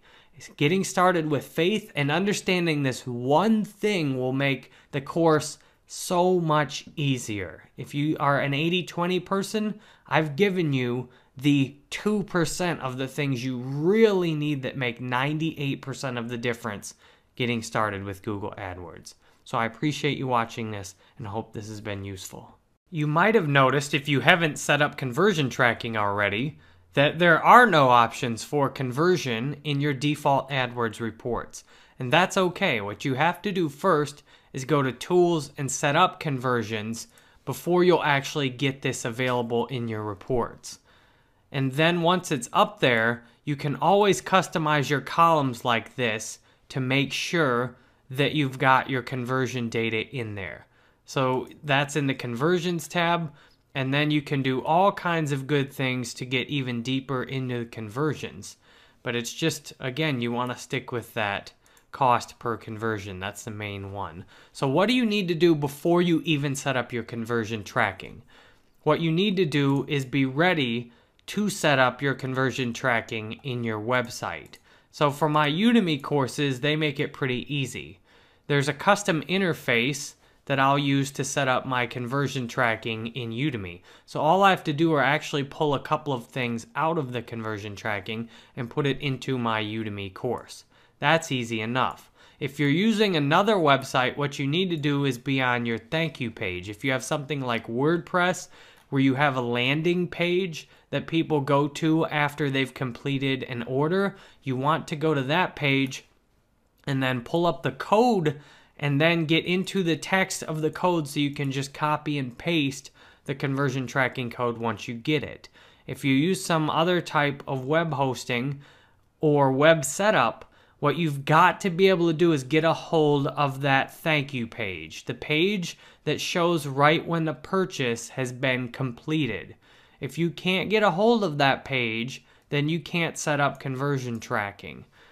So I'm just looking at a contact page. I don't have a thank you page on my website. Everything's through Udemy. So it's important to see, you've got to be able to get the code on that success page. If you're doing affiliate marketing, this can be tough because they won't allow you to actually put the conversion code often on the order page because it's through another party. So conversion tracking, you can do things like put it straight on the landing page, or you can put it on an option where you click on it and then the conversion tracking code comes up on the next page. The problem with doing it that way is you can optimize for your clicks at least, so you can see where you're getting genuine clicks. But the problem is it's no substitute for being able to track actual payments. So what you've got to do getting started with this course is get your actual conversion code page ready to go first. So on Udemy, this is easy, or on WordPress, this is easy. But if you've got some other setup, figure out a way where you can actually get your conversion tracking code on a page. If you're doing an email sign up, this is really easy. All you have to do is put it on the thank you page, and then your conversion tracking code's triggered. So get it in a position where you can add it, and then I'll show you exactly what to do to add it. Now that you've prepared for conversion tracking setup, let's go ahead and grab that code. So you click on Tools, you go to Conversions, and this is where you make the magic happen. You'll see I've already got a lot of conversion tracking set up on my previous Udemy courses. And it'll say unverified until I've went through and actually tracked the conversions through Google AdWords. So if you look at Rob's ads real quick here, you'll see that this is what it looks like when it's running correctly. It will say reporting. So when you're just getting it set up, like I'm showing you how to do, unverified is how it will look. So to get started, you click plus conversion, and then you pick exactly what kind of conversion you want to track. I'm going to show you how to do website conversions in this. That's the basic type of conversion that you are most likely to want to track. You may also have app downloads or phone calls, and you can easily go through and do a similar process with either of these. So I select website, and then what I need to do is cross-reference this with my Udemy course. So I'll go retargeting to just copy the name of it, and I'll preview as guest to do that. I like to keep things right so I don't misspell them. So I grab that, I'll put the exact name in here, I click done, and I'll put how much a conversion is worth to my business. Now I'm going to use $99 codes in Google AdWords, so I put done, and I count all conversions, and then I put category purchase sale. I hit done. Now this last option is definitely you want to leave it on. Google can figure out much more about what gets you a conversion than Google will actually show you.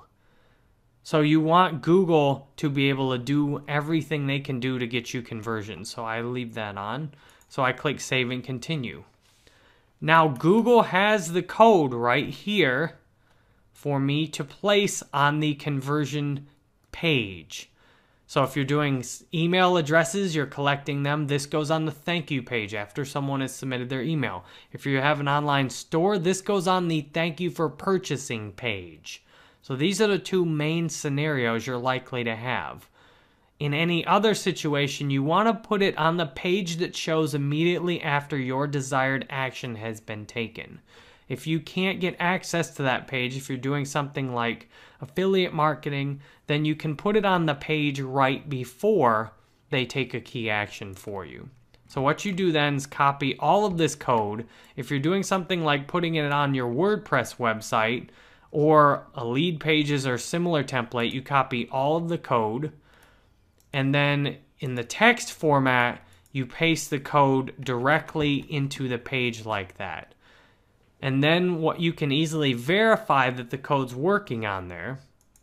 So if I click save and I click update, and then I go to view the page, I can easily verify the code's actually on there. If I go to right click, view page source, and then I go to Control F, and I go find conversion. So you can see I've got a Google Ad Services conversion right there.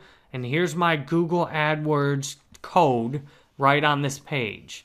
So if anyone visited this page as a result of the ad campaign, this would trigger a conversion back to Google. So that confirms the code's on there. So if you have your own page with your own code, it's real easy to make sure the code's on there. So I don't actually want to track conversions on my contact page. So then I can easily go back in here and modify or remove the code by just starting where it says Google code for retargeting conversion page. And I take that off. And now I save and I update. So now I've removed the code. So it's that easy to put the code on and remove the code that way. So this tag both tracks conversions and it allows retargeting. So that's a pretty sweet thing to happen. Now, if you have a click conversion tracking code, you can actually go down to the actual event here and you can track a click. So if you have something like affiliate marketing you're doing, this might be a way to go, because if you can't put a actual conversion code on the page, you can at least track people that click. But for me, I just want a page load, because that's my confirmation. I just want a page load. And what I actually want to do is put this on my Google AdWords tracking in Udemy. So this will help you understand the parts of this conversion tracking code also. So if you'll notice, it has conversion ID and then 3 different labels. So Udemy is giving me the option to put 3 different conversion tracking codes on my page. The conversion ID will be the same on all of your Google AdWords tracking. The only thing that's different is the individual label. So what you can see in the actual code here, a little better if I zoom in, I'll scroll down. You can see in the actual code that Google has a variable Google conversion ID right here, a language, format, color, and then the conversion label. So what I'm doing, I will copy the conversion ID. I will go through into the Udemy interface here and put that in. So any tracking you're using that has third-party integration for AdWords is liable to look either like this or to put the code directly in. So understanding the code is helpful for getting these things right. So the ID and the conversion label are the main parts of this code. So I just grabbed the ID. So then what I go in here and do is grab the actual conversion label. So I go put the label in here. I put the label in the success page label right there, and then I hit save. So now I've got the conversion tracking ID and the conversion label in there. And so now I've got it set up nicely so that the code is on my Udemy page. The problem with this is, and the problem if you're using third-party tracking, you may need the actual code to be triggered before you can go in and confirm that the code's on that page. So this is what happens after you hit it. You hit done, and now the code's back up here. So these are all my conversion codes. So what I'll do is do this again faster to show you another one without all the explanation. So I go through there, I click website, I type email marketing instead of copying it because I figure I can spell that. I'll go in here and put each time it happens, $99, done. All conversions, category, purchase, sale, done. Save and continue. Now I've got my code. All I need is the ID right here, which is the same as the other one. I drag my Udemy page over, throw the ID in there, and then I take this new conversion label, copy that, and then I grab my email course again, drop that on the success page, hit save. Now I've got the code on that page also. Now I could test this. I can test this by going through and actually buying my own course in AdWords. So I will actually do that to make sure my code's running once I've got my ad set up. Because it's absolutely critical to make sure your code's running correctly once you've got it set up. So I appreciate you watching this, and I hope this has been useful for you. Verifying your AdWords code is very important before you start spending money trying to track conversions. Because if your code's not verified, you could be getting conversions and not knowing it. So I'll show you how to verify your AdWords code. The best way is just to search for your ads, click on your ads and go through and buy it yourself. The problem with that is that you really need to set up your ads in order to do that. And then you ultimately have to click your own ad and spend money on it. So here's a way to verify for free just by doing it on your code. So what you can do now, you can click more, learn more about verifying your code. The easiest thing to do is just to confirm the code is on the correct page. So if you put this on your WordPress page or a similar page you have access to the code for exactly, it's pretty easy to go through, view your source code like this, and then all you have to do is just find the actual Google AdWords code in it. So all I have to do that is I go over here and I find my Google code in here. So I can Control F and I can search for Google, and I can see there's a conversion tracking set up right there. This is for my entrepreneurship course, so I can cross-reference that by clicking this. I look down at the code, and then I see that that's the exact same conversion label right here. So if I scroll down, you can see this link is exactly the same. And you'll see it found the conversion ID right there. So that confirms the code is on the page. And the second thing I want to do is make sure the actual label's on the page correctly. So I can go over here and put that in, and the label's right there. So I've got the link on the page. So when this course gets purchased, I'm confirming the code's on the page. Now there's one problem. I can see there's also another conversion tracking pixel on this page from Udemy. So this is Udemy's code they've got on the page alongside of my own. So this is a non-standard implementation according to Google.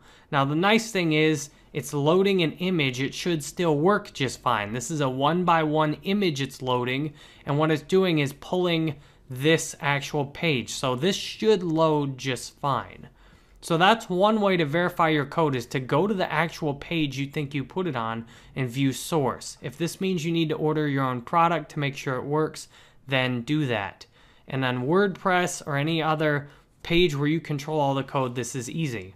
Now what I had to do in my Udemy course, I actually had to go through and make another account and then buy access to my Udemy course so I could load this payment success page. That's what I had to do to get this. And now there's another thing you can do if you don't want to have to control find in here that can work well too. Google gives you a tag manager that will help you find your code a little bit easier. So this is called Google Tag Assistant. If you're using Google Chrome, you can easily just download and install Tag Assistant. You click on the link here and it's called Tag Assistant by Google. It's an extension Google offers to help make what I just showed you how to do a lot easier. So what I showed you how to do required manually copying and pasting the code, and then it only involved searching for the actual one I showed you. So what I did, I added this by Chrome, and the link, I'll zoom out. So anytime you click on this, there's a link to learn more about verifying your code. On that next page, if you check for verify code snippet, then you can click the download link straight from here on Use Tag Assistant. So that's where I got it. So now what I do, I'm on the success page. So if you go to your page where your conversion code's at, then what you do is click this little tag up here in the corner. And what you'll get is a window like this. And what you have to do is click check on it. And I'll do that with you on another course. So I'll grab another one of my courses on Udemy and go through this process with you. But this is what it looks like. It shows you all of the Google code on the page. It shows the Google Analytics on the page. It shows the remarketing on the page. It shows the Google Tag Manager. And it shows every AdWords conversion tracking pixel. So you can see this one is mine. So I click on that. It gives me the conversion label and the conversion ID. I go back into my account over here. And these are the exact same numbers I've got right there. And I showed you the hard way, going through and doing it with finding it in the source code. So you can right click and view page source to do it that way. But if you've got Tag Manager set up, this is a lot easier to just find your tag right there.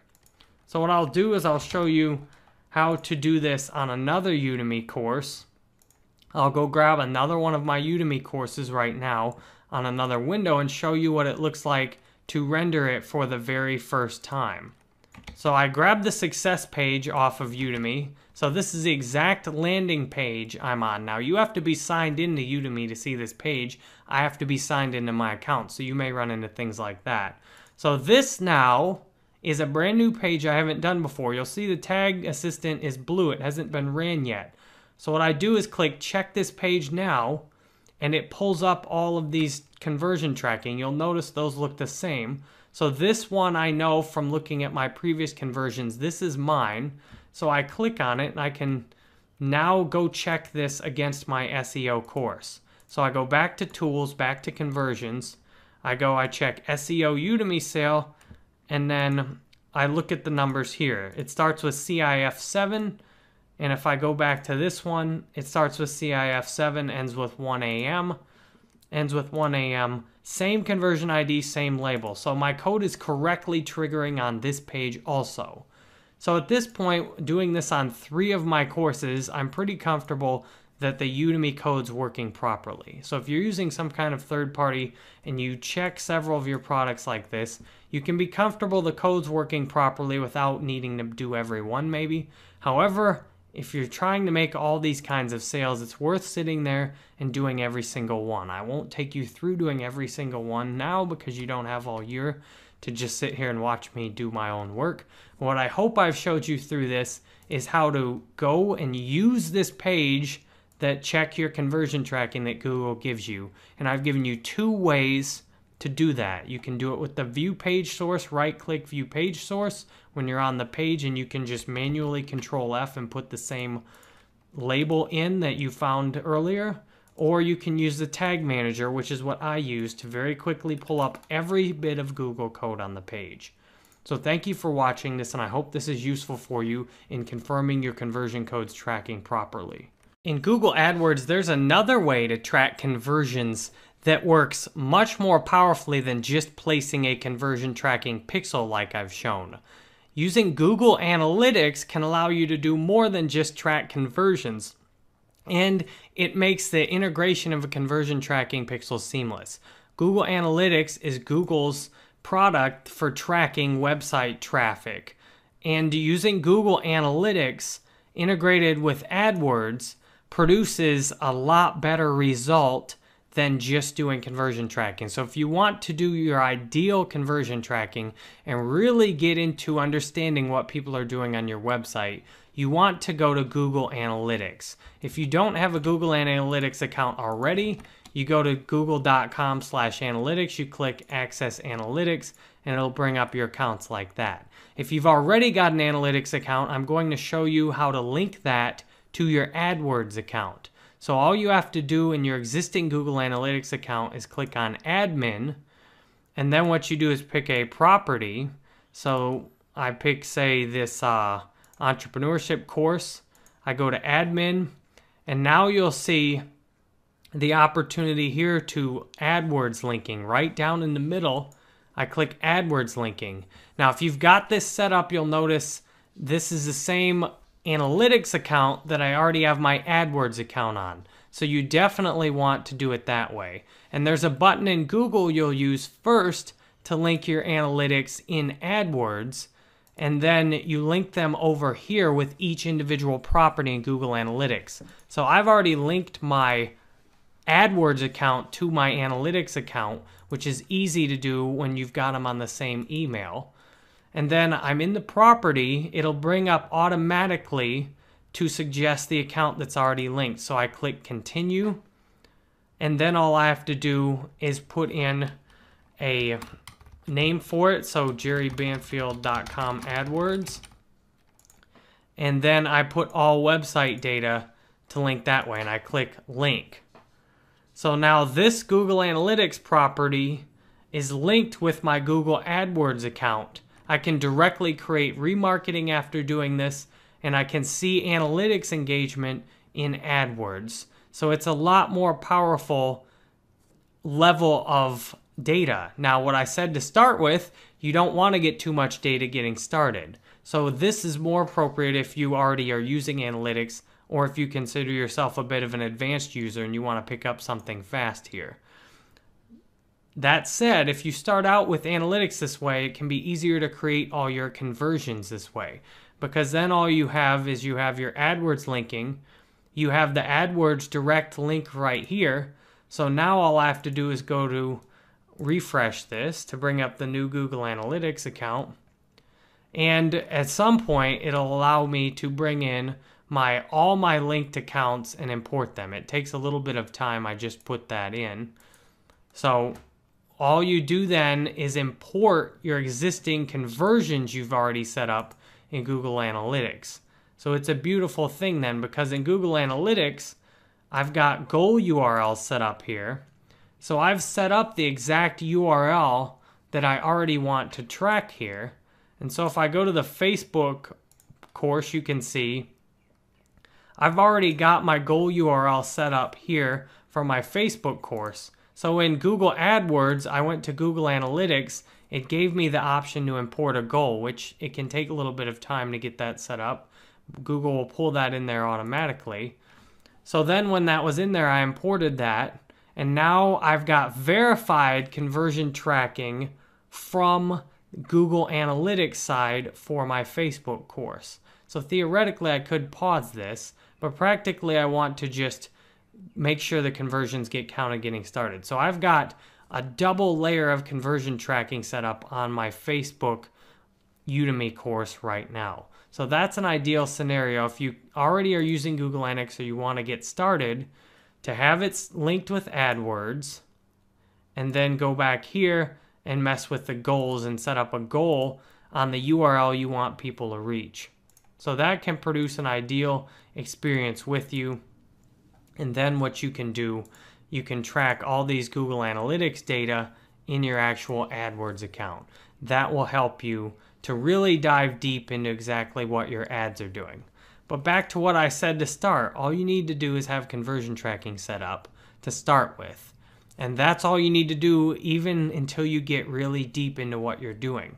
So once you've got some kind of conversion tracking pixel that you know is working, whether you used the Google Tag Manager up here to verify it's working, or whether you used Google Analytics to link in a pixel here, that then it has something saying no recent conversions, which is verifying it's actually working.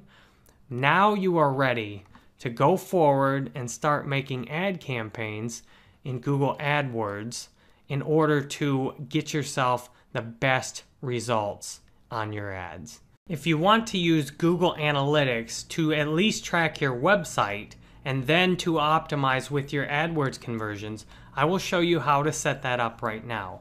So if you don't want to do that, you can just skip ahead.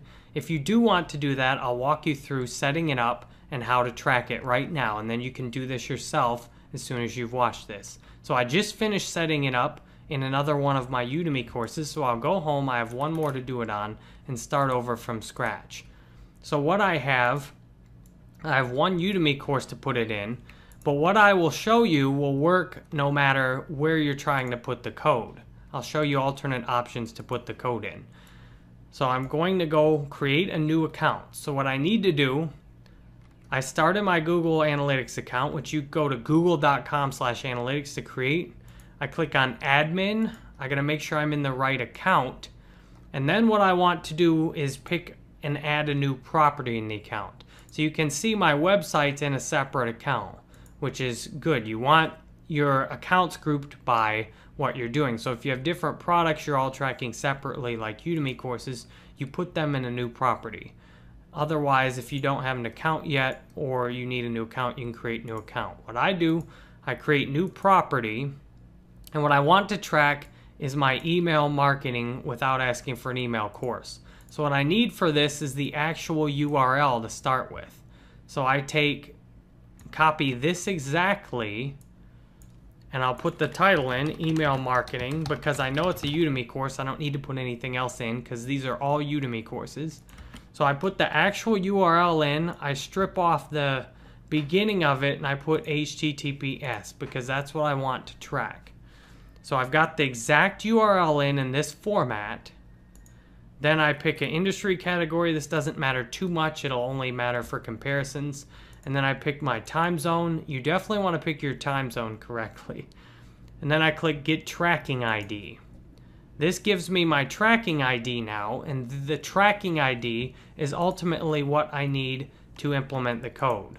So what I do to put the code on a third-party website is take the tracking ID and go put it within my actual course here. So I go back over to my Udemy course, and all Udemy needs is that tracking ID in that format. So I hit save.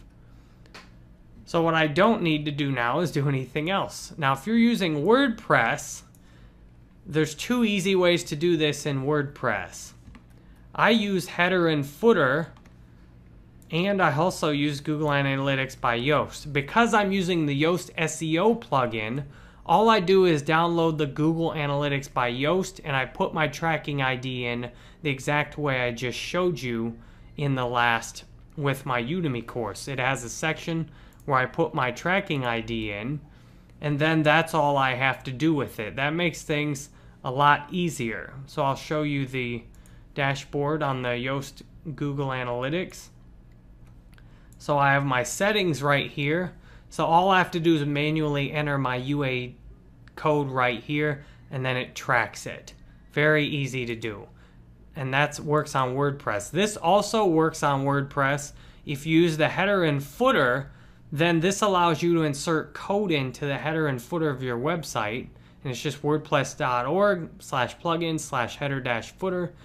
You download it and put that in your website, and then you can insert this code into the page you want to track. Now, if you're using anything besides what I just showed you, you either need just the UA ID or you need the tracking code, which contains the UA ID. So if you're using your own code, you just put this in there. If you're doing something like lead pages where it gives you the chance to put the code in there, you just put this code in there, or if it has an ID directly in there, you put that code in there. So between these two, that's where you are able to make the actual code segment. So now once you go back here to integrate this with AdWords, then you need AdWords linking. So you set up a new AdWords link, jerrybanfield.com AdWords. You put the all website data here, you link accounts, and now you've got the accounts linked. It can take a little while for Google AdWords to import all of your analytics accounts in, so you want to get those linked ahead of time if you're set on using Google Analytics. Then you can set up goal URLs, within your course, you can add a goal right here. So I'll click on add a goal to show you how I do it. And I put in a revenue action. I click on next step and I put enrollment in the description. It's a destination page, so then I put begins with. And now if you've created a previous goal, there's a nice little shortcut you can use. So I've already made my other goals and I know they're working, so I just go over to admin goals on my existing enrollment goal, and all I have to do is stick this in at the end. So I put that in at the end, and then you remember the original property link I had. I just need to get this for Udemy at least. I need to get it with the beginning of the URL like that. So I put a slash there. So since this is on Udemy, I just need the URL to begin with this. I put a value, I'll just put $1 in for simplicity. And then I hit create goal. So now that easy, I've got the goal on. So eventually then I can import that into Google AdWords with my linked AdWords account. I can import that into a conversion itself. So now I've given you everything you need to get your conversion tracking set up. So I'm grateful you spent this time watching this, and I hope seeing how to get all of your conversion tracking set up in an ideal way will allow you to get started making ads tracking conversions. When you've completed all of the steps to get started with your conversion tracking and get all your AdWords accounts set up, you're probably now really excited to make your first campaign. What you are going to do after this is go ahead and make your next campaign using what I've shown you. Now, getting this started is really quick and easy because I don't know anything so far about what I'm going into. So that means I don't want to put a ton of time and effort into trying to figure it out before I have any data. This means what I want to start with is a quick, ultra simple campaign that allows me to advertise one of my new products to a very specific audience. So I'm going to try the one that's easiest to set up in terms of keywords. I can put one exact keyword on the ad. The idea is you don't want to put a bunch of work into making an ad campaign until you verify it's going to work a little bit. So what that means is I want to just make a campaign real fast and then see that my URL and everything gets approved. I figure it probably will, because I've done a lot of my Udemy courses before without much in the way of problems. However, especially advertising your own product for the first time, your own website, just do this real fast. It shouldn't take you more than 5 or 10 minutes. Make your ad campaign and sit and wait. I know at this point there's a temptation to try and dump a ton of time and energy. There's a temptation to try and do a ton of keyword research. You can't do it all right at once. But if you do a little bit all the time, you'll get something amazing. So let me show you how I make my first campaign here and what you can do to repeat it. So what I have, to begin, you need your landing page. So if you don't have your landing page in your offer, then you need that to start. So you will have to go do whatever it takes to get your landing page set up and to get your offer ready. I'm assuming for this course that you've got the knowledge to have a product online and sell it, to have it with someone else, or that you can get it. So you'll need a landing page to send your Google AdWords traffic to. You'll want to be aware of the Google AdWords policies before you start, or otherwise you may have some problems getting your ads approved. So once you've got your Google landing page ready, then all you need to do is copy that link and click on the campaign right here. And what I want to start with is search network only, because display network ads often don't work very well, although they do get cheap website clicks usually. What I want to start with is search network only so I can do a very specific type of campaign. What I want to do is a Wireshark, and I'm just going to call this Wireshark to start. I'm going with the standard ad here. I'm going on all devices by default, but what I will do is lower my bid on mobile devices because it doesn't seem the mobile conversion is very well, and that's simple to do. So now I just use the settings it gives me. United States and Canada is good, English is good. I will use the bid strategy Again, I'll do a basic bid. I'll let AdWords just do it. Again, this is a very first getting started campaign. I don't want to waste much time and energy figuring out how to do it. I just want to make sure it gets approved. I can then put more work in based on what I see. So you can see the potential here to waste a lot of time before you actually know anything. I don't want to do that. I'll start off with $10 a day, and that's a decent budget to get started on a $99 offer. So I put in my landing page right here, and then I'll see what Google thinks about it. So Google's going to try and make this easy for me. Google will put these keywords on here, but what I want to do is just start with something ultra simple. And I'm not even going to change any of the names right now.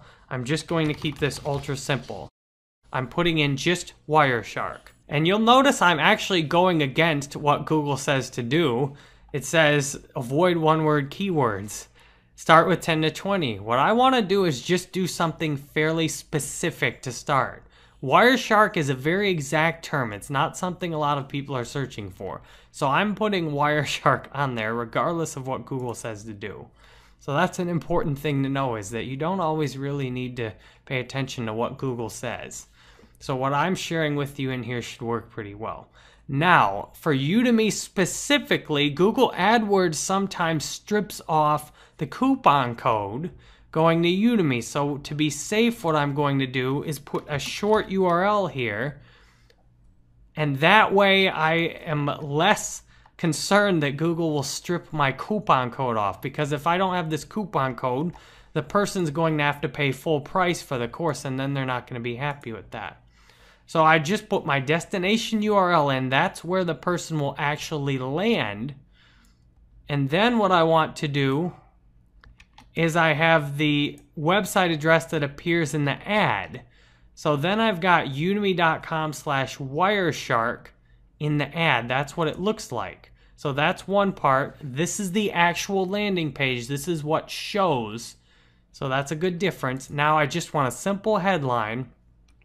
And I often can pull straight from my course if needed. So I can take this complete Wireshark course, and that actually fits in here. So I just keep it ultra simple for the first ad. And now I put, I just take a look over here, and I will actually write the ad and then talk with you about how I wrote it, so you don't have to sit here as I go and while I try and write the ad. So I'm looking at my course, and I want to pull some of the key value points into the ad. So I'll write it and then talk with you about how I wrote it. What I did here now, I went and wrote my ad, and I just asked a question, because questions tend to get good engagement. So it's complete Wireshark course. And I could even start with Wireshark complete course. But the thing is, I just want to make one simple ad to get started.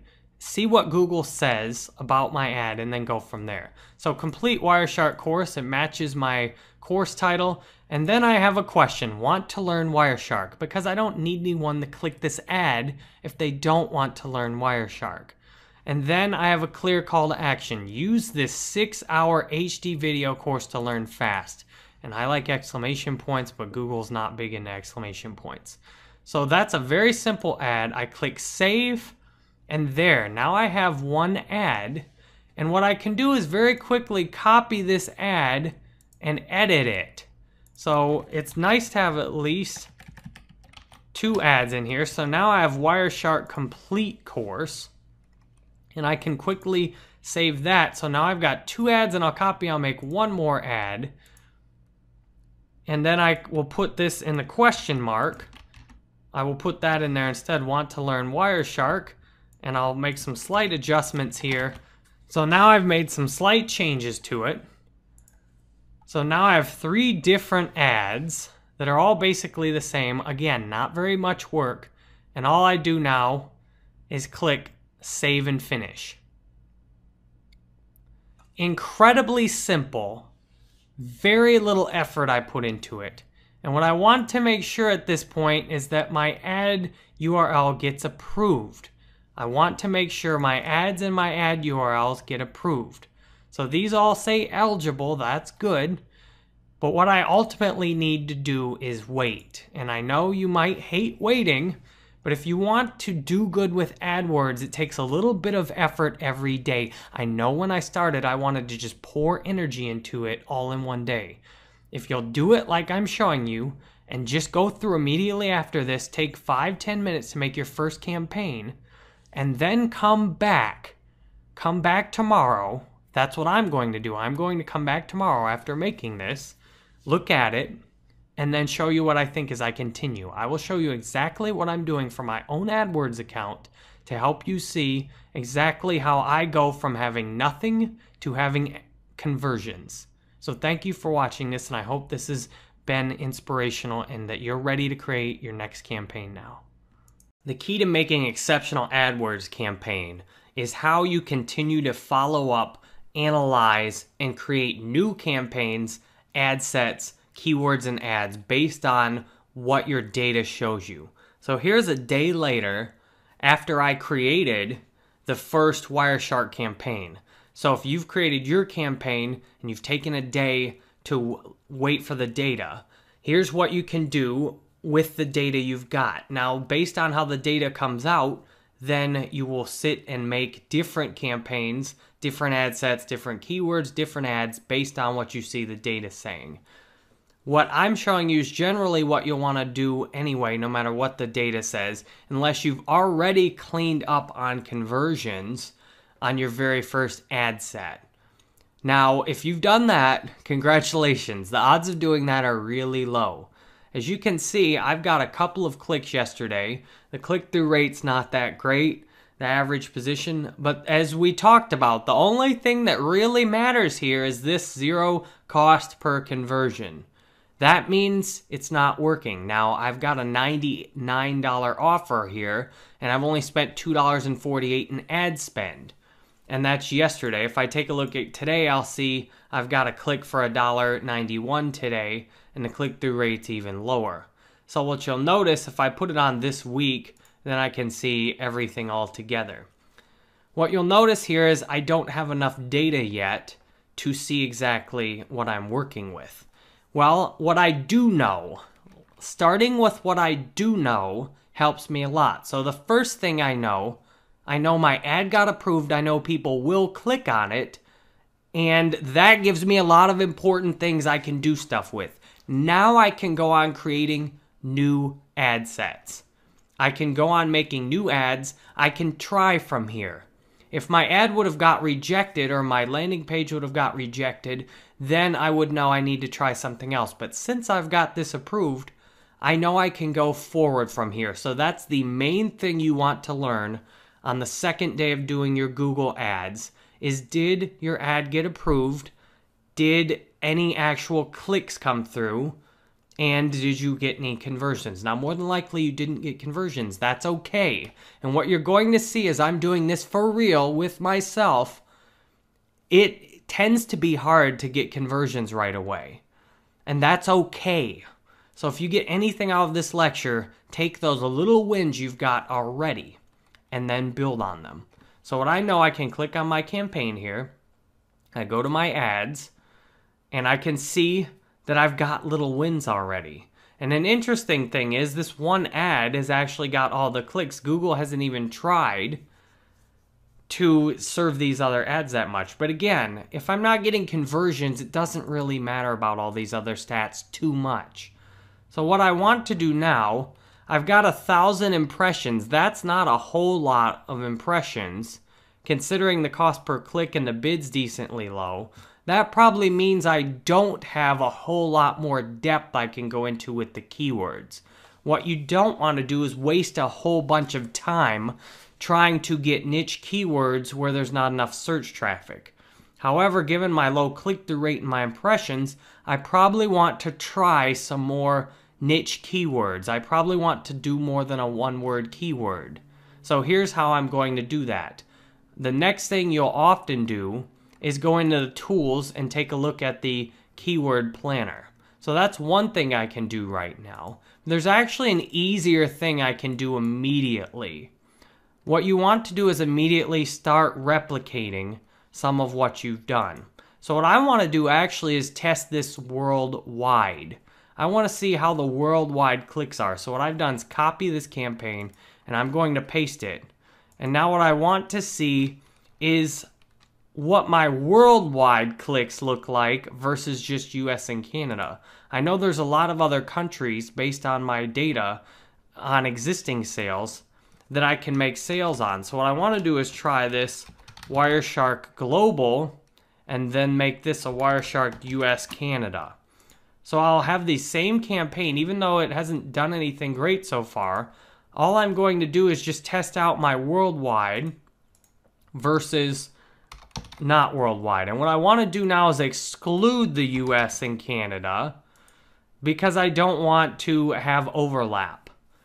So I've got the same campaign set up, but now this is worldwide. So I can see the difference in cost per click.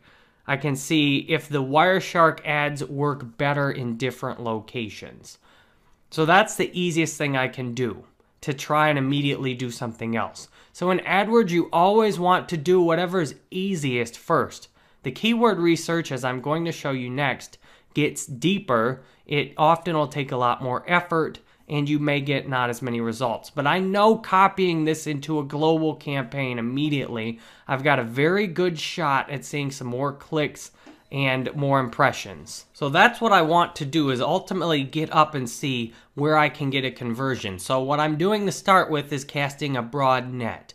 Wireshark on the one keyword globally will give me much more data to work with than just trying to do a more US Canada narrow campaign. So once you've looked at your first ad set in your first campaign and your first ads, then you just want to try and scale a little bit as easy as possible. And then you go deeper into trying to do keyword research. So that's what I'll do next. So thank you for watching this, and I hope this has been useful. For success on Google AdWords, keyword research, of course, is very important.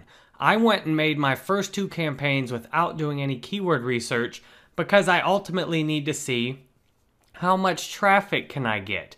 I haven't even spent my full $10 a day budget on Wireshark, so doing keyword research did not make sense initially, just getting started. So what I want to do now is take a look at what kind of traffic I can get. So I go to the Tools Keyword Planner and see what my options are with the Wireshark keyword.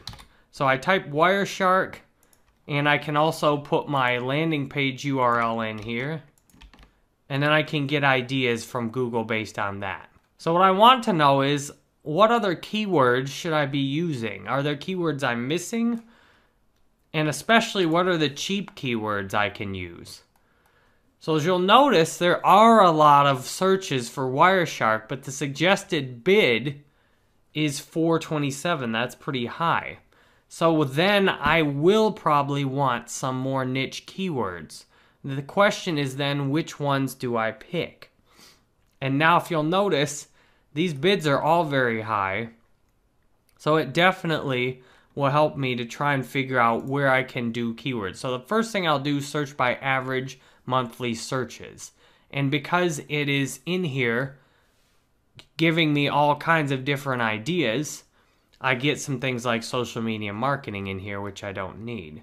But what I can do, if I can get lucky, I can try something like a sniffer. I might be able to use some other keyword to get clicks into the course. What I'm not seeing right now, here we go, Wireshark tutorial.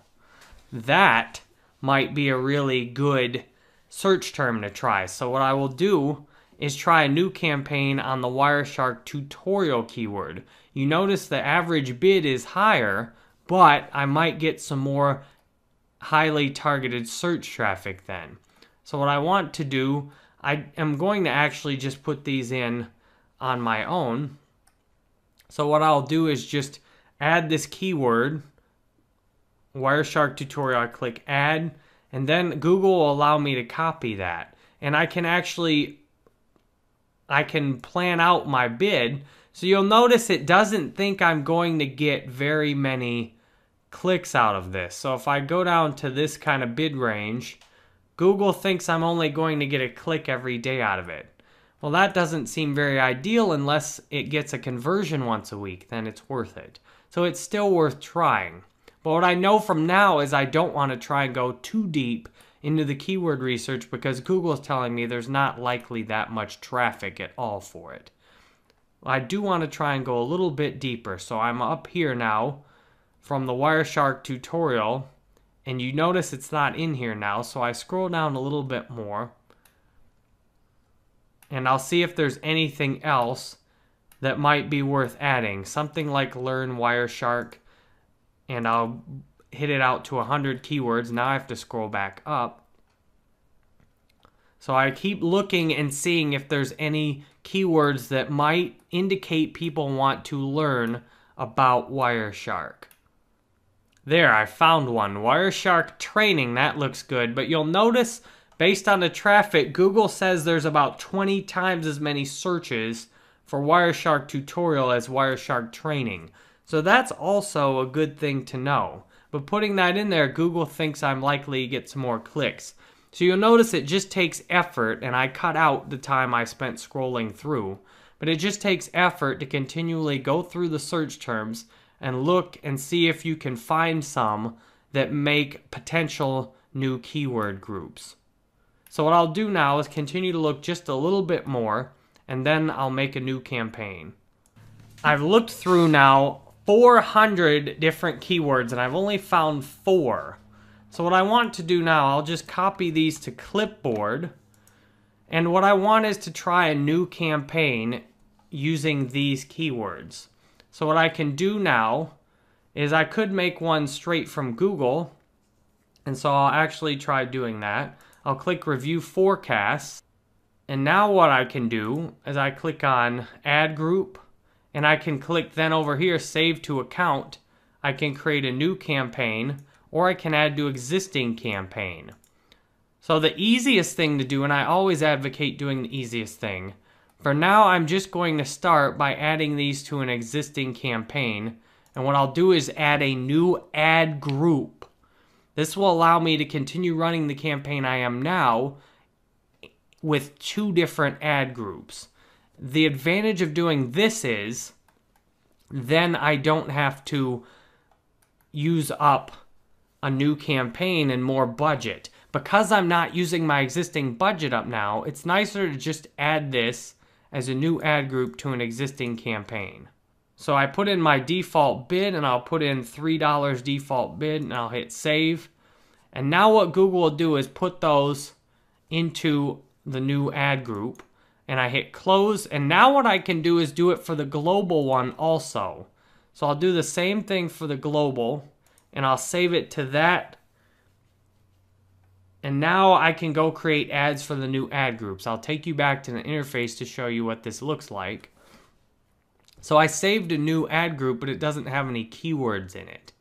So I'll click on the US Canada one first, and you'll notice then it has this new ad set I made in it here. So I can click on settings, and then it has it by ad group bid. So I can click on this to change it to Wireshark tutorial. To let myself know it's on new keywords, I click here, and now you'll see I have these new keywords on it, and these are all pending approval. But I don't have to worry about approval too much because I already went through and got the other one approved. And now I can take a look at all of the ad set, and you'll notice I have no ads in it. So what I need to do now is make a new ad for this specific ad set. So what I need is my landing page URL from here. I put that in, and I delete the beginning of it. And then I put this in the display URL.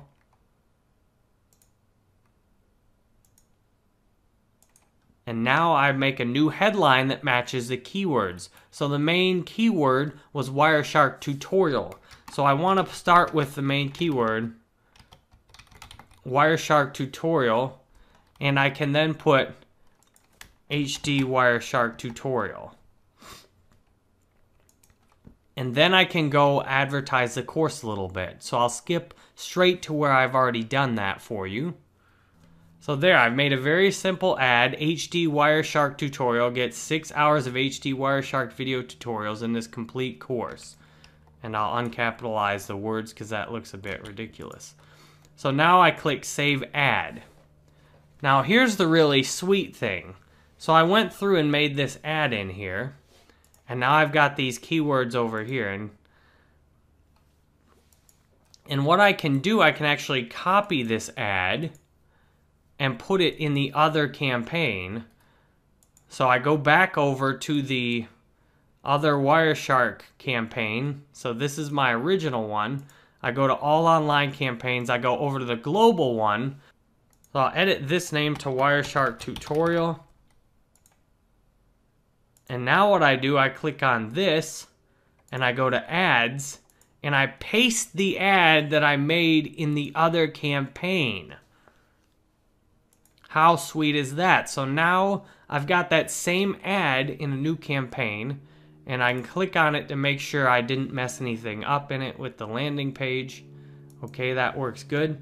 So now I've got this same ad in the global campaign. I don't have to do the work twice to make my ad. So that's really nice. So what I have the option to do is go through and make different ad sets and then put the ads in one without having to do the work twice.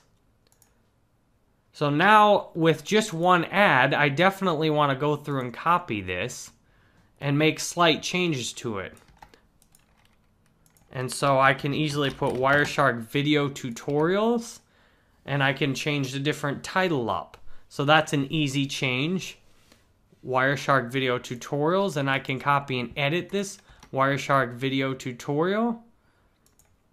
And I can then copy another slight differentiation, Wireshark tutorial videos. So then I've got all of these same ads in here. You see how fast I then can make some new ads. And then I can go to the keywords to see if I'm missing anything. Well, the Wireshark tutorial is the main one. So I'm just going to go with Wireshark tutorial videos. But I can very easily just throw in Wireshark training videos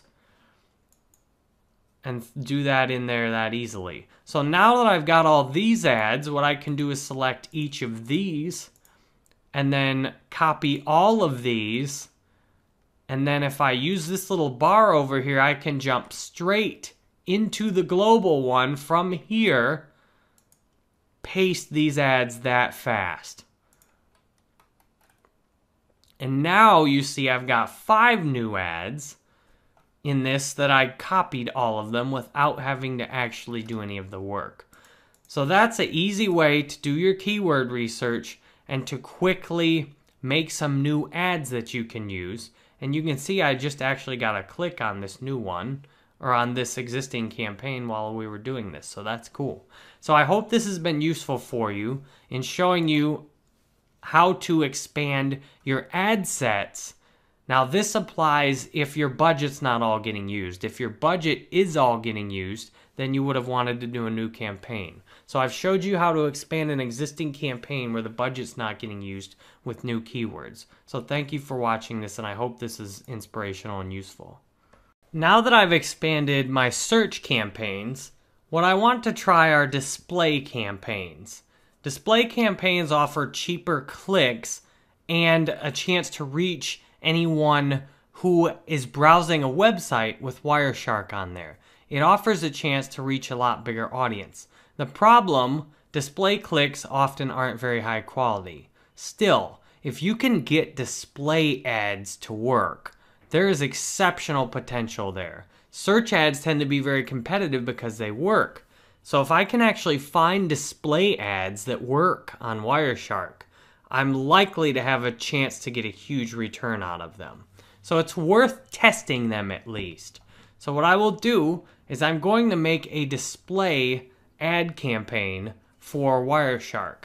And the nice thing is I'll actually do this as easy as possible. So I'll show you how to do that. So I'll start with a display network only ad campaign, a new one. And then I will do sales countries, and then I'll just do worldwide, no sales countries.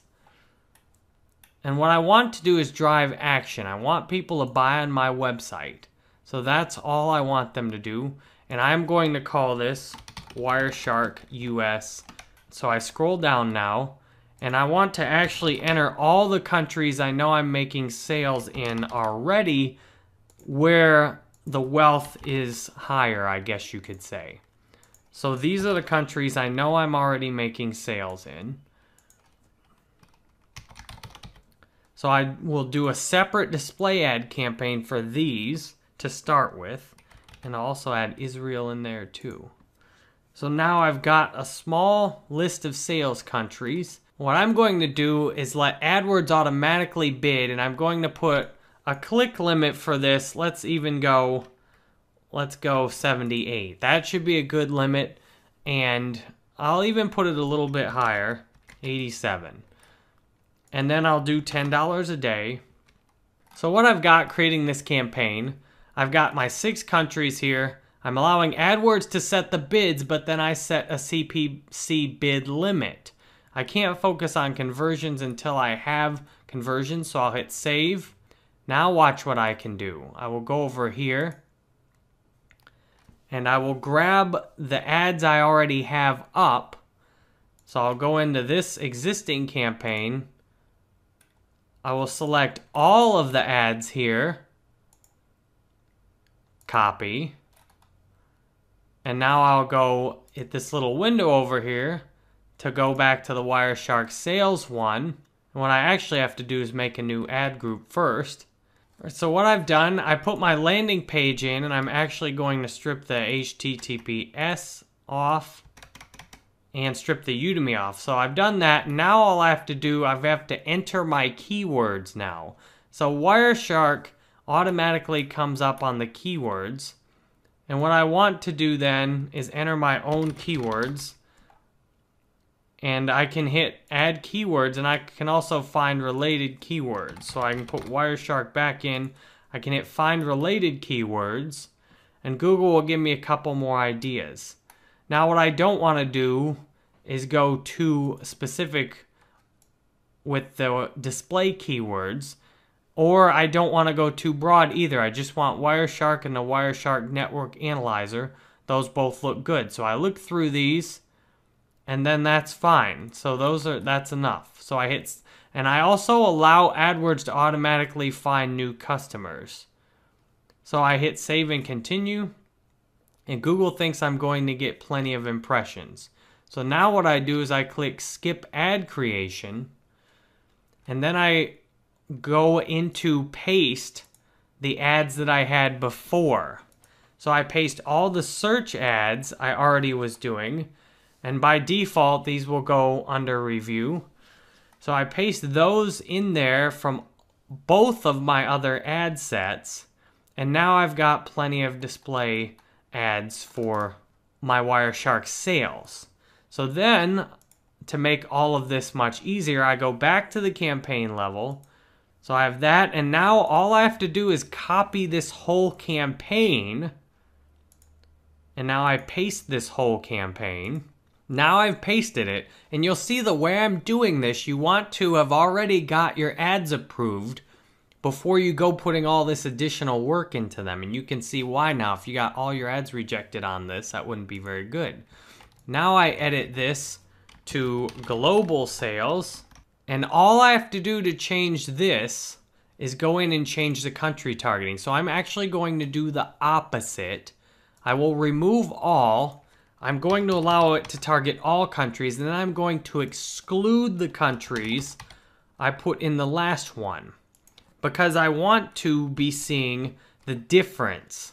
So I want to see what the rest of the world versus what the countries I targeted before. So this should allow me to get a lot cheaper clicks. But the question is, can I actually make sales in this one versus the other one? So I now hit save, and I've excluded those, so it targets everything except those. And now what I can do is lower the average CPC. I want to put this thing down to like 6 or maybe even 9 cents. I want to have a lot lower bids on this one. That way, I can see if I can get some cheap global clicks. So now the best part is if I go into the global sales one and I take a look, I've already got all of my ads there that I made and copied. So what you really need to do is just make one round of ads and then you can copy them and do them over and over again. So this is how I scale up AdWords, because this allows me to separate what's working from what's not. Now, nothing's working right now, so I'm in the process of continuing to try different things. So I've now got a Wireshark Global, a Wireshark US and Canada search one, and I added in some new keywords. And now I have a Wireshark US Plus sales display ad and a Wireshark Global sales. So now I've got these different campaigns up, and what I can do now is sit back for a day or so and wait and see what kind of data these give me. There's a lot more options to try in the future, but what I ultimately need to do is see where I'm getting action. Right now, I'm barely getting enough action on this Wireshark US and Canada campaign to do much more about it. So when I have action, then I can test more things. But if I'm not getting any clicks at all, it's hard to do much. So I'm setting this up so that I can at least get some clicks, if not conversions. And then when I'm getting clicks, then I can try different things to see what I can do to get conversions out of those clicks. So I appreciate you going through this with me. I hope showing you how to set up these display campaigns quickly is useful for you. Do you have multiple products or websites you want to advertise on Google AdWords?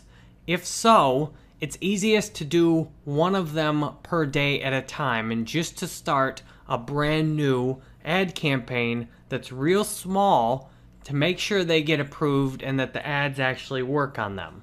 So that's exactly what I'm going to do now. What I've got so far, I made yesterday my first campaign for Wireshark. Then today I made 3 more for Wireshark.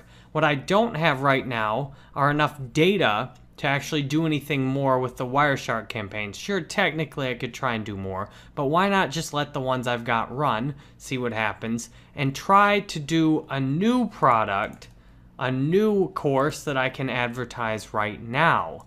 So what I will do is test out making another ad for my Udemy success course. I want to try that especially because Udemy is a trademarked term. So what I don't want to do is just make a whole bunch of ads for that before I know that it will actually be allowed. So here's what I do, and here's what you might want to see if you have any terms you're trying to advertise on that are trademarked and what you have to do with that.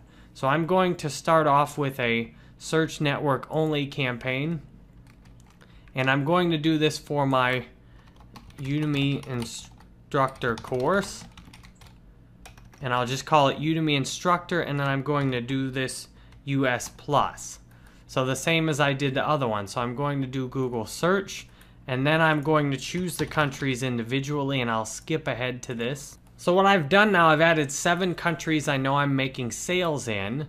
So that's plenty in terms of countries. So I've got New Zealand, Israel, UK, Australia, Ireland, Canada, and the US. That's enough. So now what I do, and again, I'm trying to do this as fast as possible because I just want to make sure the ads get approved and there's no problem. And especially using a trademark term both in my ads and for my keyword, I want to see what happens on this. I'll do AdWords will help me set my bids, $10 a day to start, save and continue. So the campaign's up. Now I grab my URL to go land on.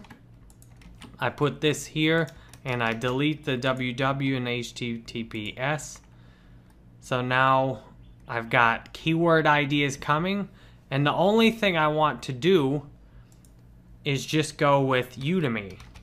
There's a ton of searches on Udemy, so I'm just going to add that again in direct disregard to the Google tips. So now I will make this ad group, and then I go continue to ads. And now all I have to do is write a quick headline, write the ad text in here. So what I'll do is do this real quick and then skip ahead and start talking with you again.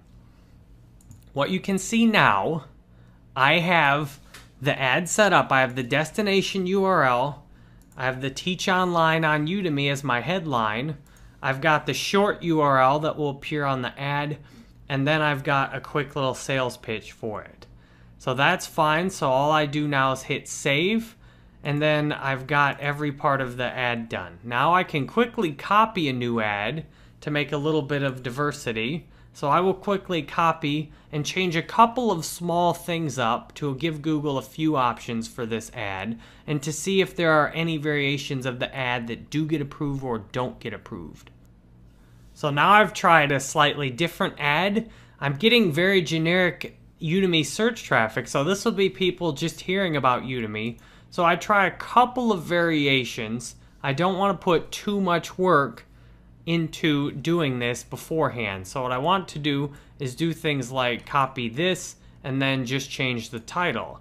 So I can teach on Udemy full time, and then all I have to do is copy this exact ad too, and then I can mix and match the titles on them. So teach on Udemy full time in this one, and then I can swap that out with this title. And I can do the opposite on this one. I can take this title then and swap that out on this one. So now I've got 4 unique ads, and that allows me to then save and finish this campaign. And now what I want to do, I just want to know right now if my keywords can get approved. Because I have a trademarked keyword that may or may not get past review. So what I want to find out is, can I actually get this past review? I think it should be fine, but all I have to do now, I've went and made this new campaign. So I've got a new product that I just did yesterday. So you can see if you have a lot of products, just doing this one day at a time. I have almost 20 courses on Udemy. It's good for me to just do a little bit every day because you see I need data, and I'm going to continually be adding all these new campaigns together all the time. So what I want is to ultimately learn what tends to work among all the campaigns.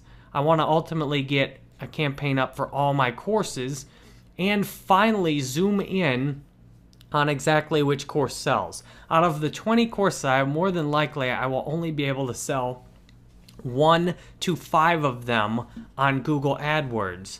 So I want to make ads for different courses, because if you noticed anything from seeing Rob's ads, he very easily, that campaign I put up worked for him immediately. Often you can have certain products, certain keywords, certain things you can put up that will work almost immediately with no effort. So after putting about 4 of these in for one product, I want to get into doing the next product at the same time.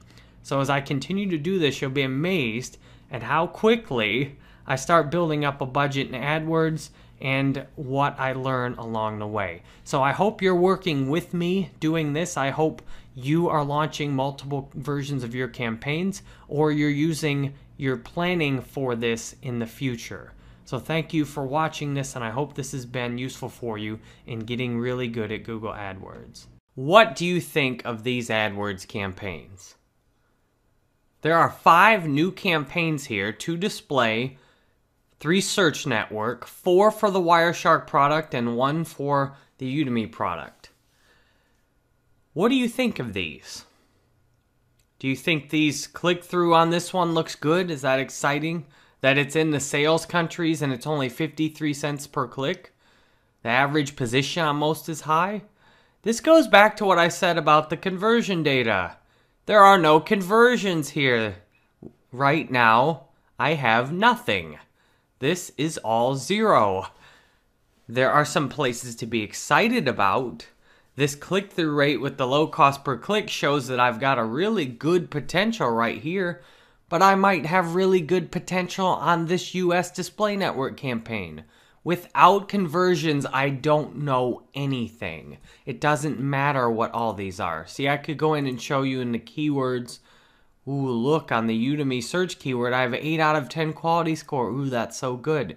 It doesn't matter without conversion rate. I could be pulling sales out of a 2 keyword score if it was getting actual conversions. So then this leads me to the question, well, What does that mean for my conversions, and what can I do about it? What can I do about it? And I'm doing this so that you can go through these same thought processes in your head when you're looking at your campaigns, because it's easy enough to train people on the technical details of what to do in Google AdWords. If I can train you on these thought processes, this will be fantastically valuable for you. So at this point, I could start blaming things. Well, Udemy's landing page. Well, I could easily start trying to blame all these other parties. Google AdWords, well, your traffic's crap. There's lots of ways I could go that would be negative right here because I've spent $77, no conversions. That's just a warm-up. So here's what we're doing now. I am thinking positive. I see good opportunities, and at the same time, I see a need to do better myself. I need to make a better offer, and this is almost never something I see either. What if it's the offer that's not converting? So let me show you what I mean by that. So on these display network campaigns, what if it's the offer? So I go through, this is my offer, I click on this. This is what I'm offering right here. A $99 coupon to a course, 50% off. I'm trying to sell a $100 product when I don't know anything about the audience on Google AdWords. Same thing, let's go to my Udemy course. And in working with clients, this is the exact thing I've noticed too. Well, let's not even talk about the offer. The offer is usually the problem. And I say the offer as in the product, the landing page. $99 I'm trying to sell right here. The problem with this is I need conversions. That's all I need right now are conversions. So if I have a $99 offer, what is not happening? People aren't buying it, so I don't have any conversions, so I don't know what's really working and what's not working. So at this point, I've had a lot of clients say, well, it's the AdWords traffic. Well, you need to make some more ads. Well, it's this. Well, optimize the landing page. The best, you might be thinking that, and I'm sharing this with you to help get to know yourself and what you're doing. So here's where my thought comes in. This is where my drive to succeed and my willingness to do whatever it takes comes in. How about this offer? What if I just put the course out there for free? What if I just do it totally free? How about that? Then I can strip the whole element of price completely out of the equation. So these 4 Wireshark campaigns now, which have collectively spent 37 plus this, most of the budget. What if I try this on a free offer? Because I know my free offers convert. On my instructor profile, I can see that 30,000+ of my students originally came in on free offers. I know those convert really well. So why screw around with this $99 offer?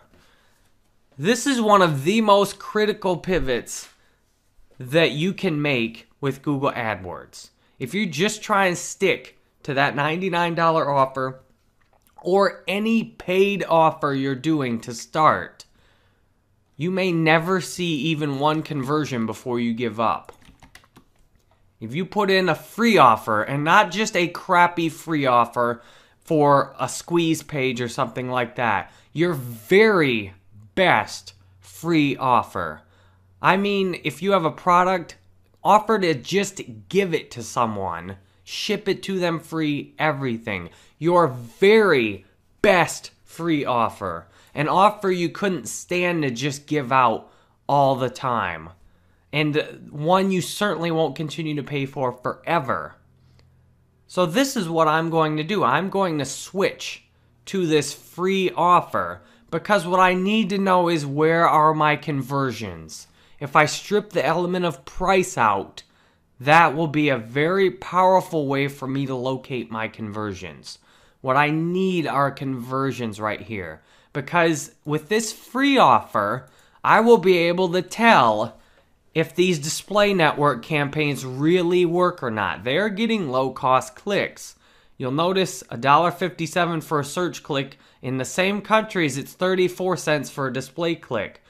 $1.29 for a global click, 5 cents for a display global click. What I need to know is what actually produces conversions. So I've got the ads are acceptable right now. They may not be perfect. The click-through may not be great to start with. What I need to know is where are my conversions? So I'm going to do this free Wireshark offer, and I'm actually going to make all of my offers free to start with from now on. So this is a gigantic pivot, and this you might look at as awfully risky, like, wow, you're just going to spend this money on AdWords to give your product away. You can't possibly have a positive ROI on that. In the short term, yes, you're right. I can't make money off that to start with. Once I have these conversions, then I know where I can sell my product. Because if people will take it for free, then I can probably try and sell it to them also. If they won't take it for free, I cannot sell it to them. I cannot sell someone something they will not take for free. So that's what I need to know first is it worth something free? Is the traffic good enough to convert free traffic, especially on these display ads?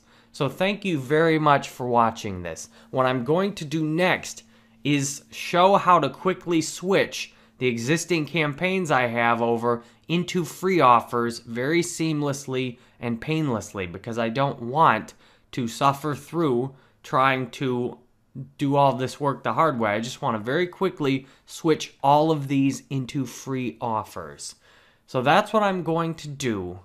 And if I'm willing to do this, when you take a look at your ads and you're not getting conversions, then maybe you'll be willing to give this a try too. And as you continue to watch through this course, wait until you see how this works out.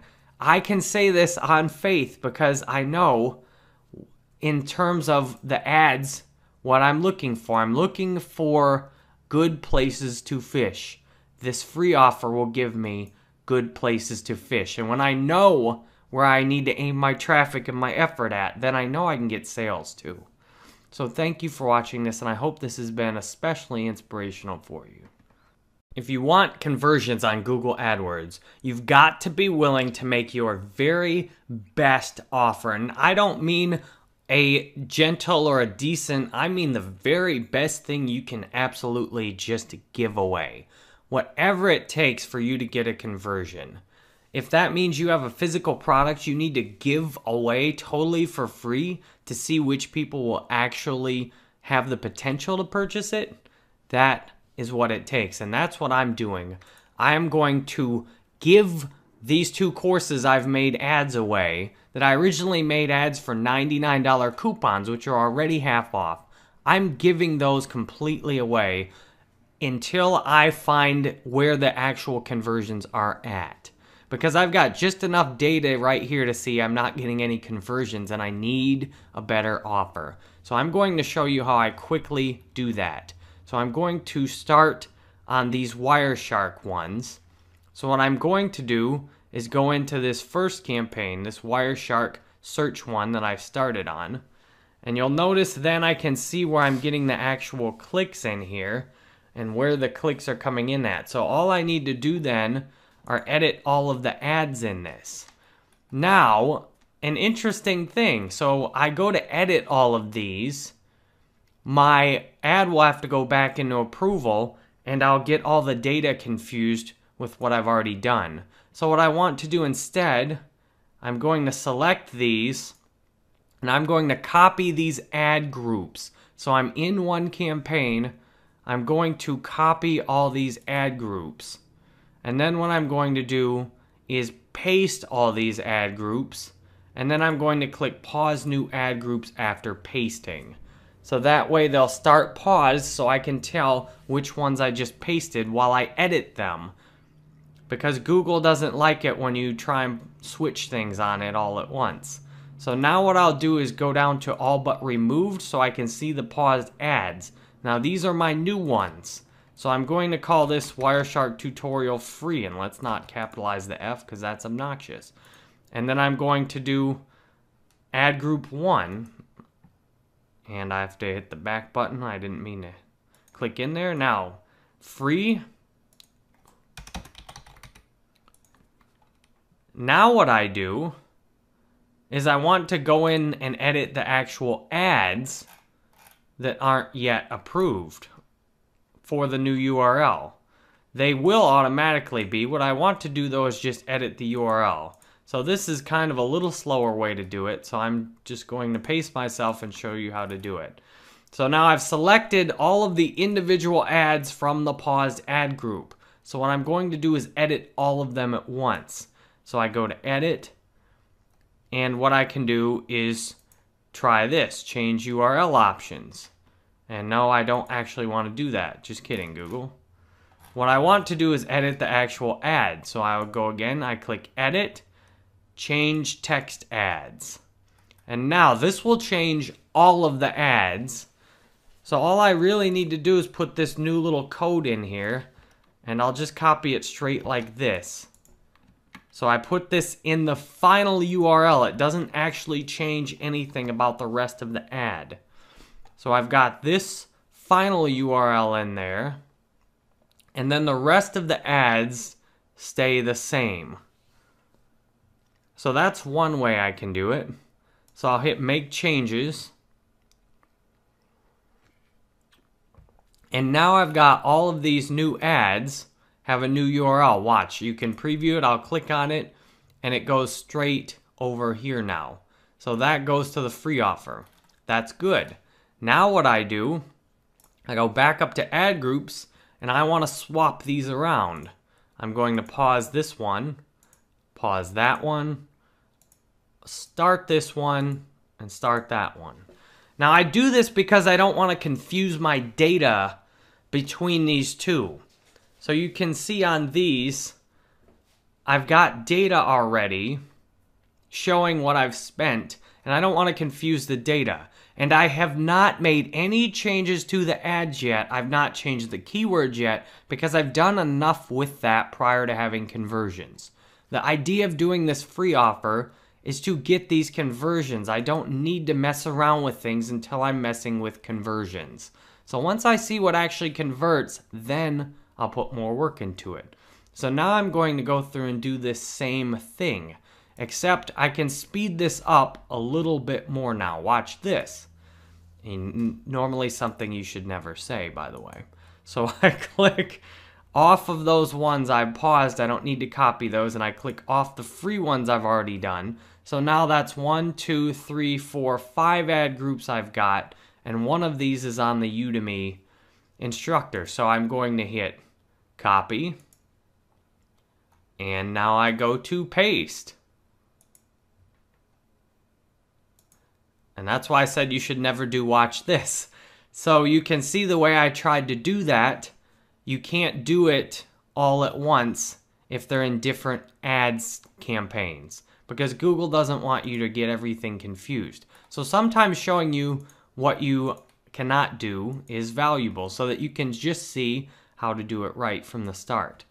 So I go into this individual ad campaign and do the same thing I just did.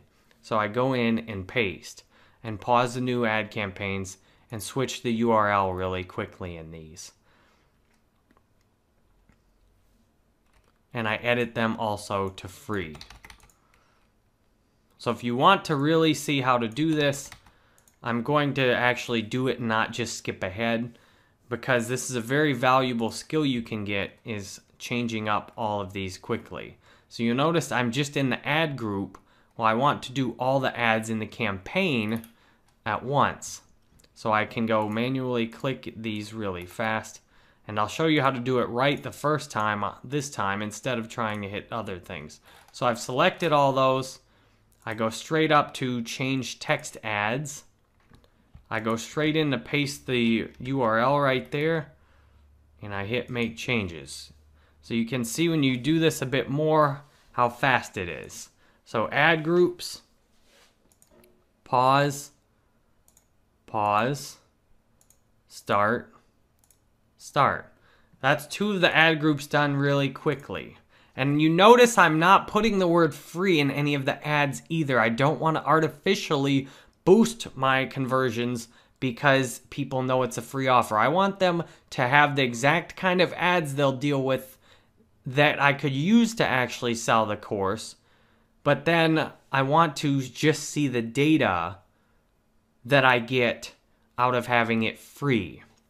So that's a very important point to make with this. You don't want to throw keywords in like free to try and artificially boost your settings. So now these display ads, there's only one ad group there, so this is real quick to just copy and paste. And then the other one has the same new thing. And I don't actually need to even pause the new ads when I run them. That just is helpful when I have more than one. So all I can do now, I can just pause the one I already had running, and I can just put ad group 1 free, and then I can go do it the opposite way. I can just select all of the ones that are not paused and then change them, because the display ads have to go under review. So the display ads go under review. So then I just select all of these, and then I go edit the actual URL, change text ads. Put the new URL in here, make changes. So that's another way to do it. So the display ads will technically stop running for a little while, and that's okay. I just want to get this free offer in and see what happens. So that's 3 out of 5 I've changed. So let's go do this last display one, the Wireshark Global, and then I can quickly copy it and then paste it. And I can do the same thing on this one.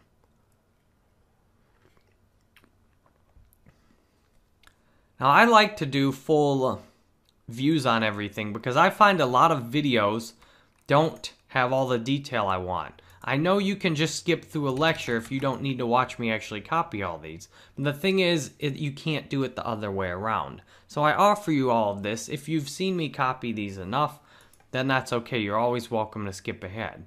I keep these set up for the people who want to actually go through and watch all these. So now you'll see I've just got, on this one, I've just got all of my ads in the actual ad set. So this is a lot faster. So all I have to do is select all of these at once. So if you didn't skip ahead, you get rewarded with this little trick. So then I hit HTTP there, I put the new URL in, and I always check the actual URL too. So there, I've got all new ads in on that display ad. So if I go up to the top and hit ad groups, you can see ad group 1 free is now alive and well. Now that's all the Wireshark ones converted to free using the existing settings. Now let's convert this one to free. Same thing. Copy it and paste it. And I'll do the same fast way I just did with you, so that all I have to do is just select all of the ads at once and quickly edit the text in them. That's a lot faster. So I go to pause, and then I call this free. And I don't bother renaming the ad groups until I really need to. So I now click on the actual ad group itself. It only shows me the ads from this ad group. I click on all the ads, I click edit, change text ads. I go get my new URL over here for this course, copy. I go put this in the final URL, make changes, and then I click on it to make sure it actually works. And there you go. So now what I've got, all of those ads I made yesterday, I just changed all of them to running free. So if you click on all the ad groups, you'll see now I've doubled the amount of ad groups I have. I paused all of the ones that have ran so far, and I've now done free ones. So I separate out all of those ones that did not drive any conversions, and I can even delete them if I want. There's no reason to do that really, because all I have to do is hit all enabled. So I change my view, and now I see only ones that I've actually got running. So all those old ones are replaced with new ones. I'll still see the overall data on here, depending on how I've got my data set up here. So now I've got that done. I appreciate you watching this with me. I hope showing you how to quickly put a new offer on all of your existing ads is helpful for giving you the chance to actually get some numbers in this conversion column. If you want to successfully scale your campaigns and you've figured out what your best offer is, then what I'm going to do, and if you're following along with me, what you can do too, is scale all of your future campaigns starting with free offers. That will allow you to immediately see for a low cost where conversions are. What I mean by this is that I'm going to make now the Udemy instructor campaigns the same as I did for the Wireshark ones, except I'm going to start with the free offer instead of trying to do any sales to begin.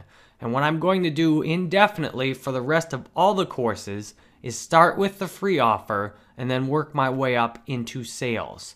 So I'm not going to make any more Wireshark campaigns until I've got conversions, 4 different ones when you've got 2 display network and then 2 search, and those are split on location. That's plenty to get started with.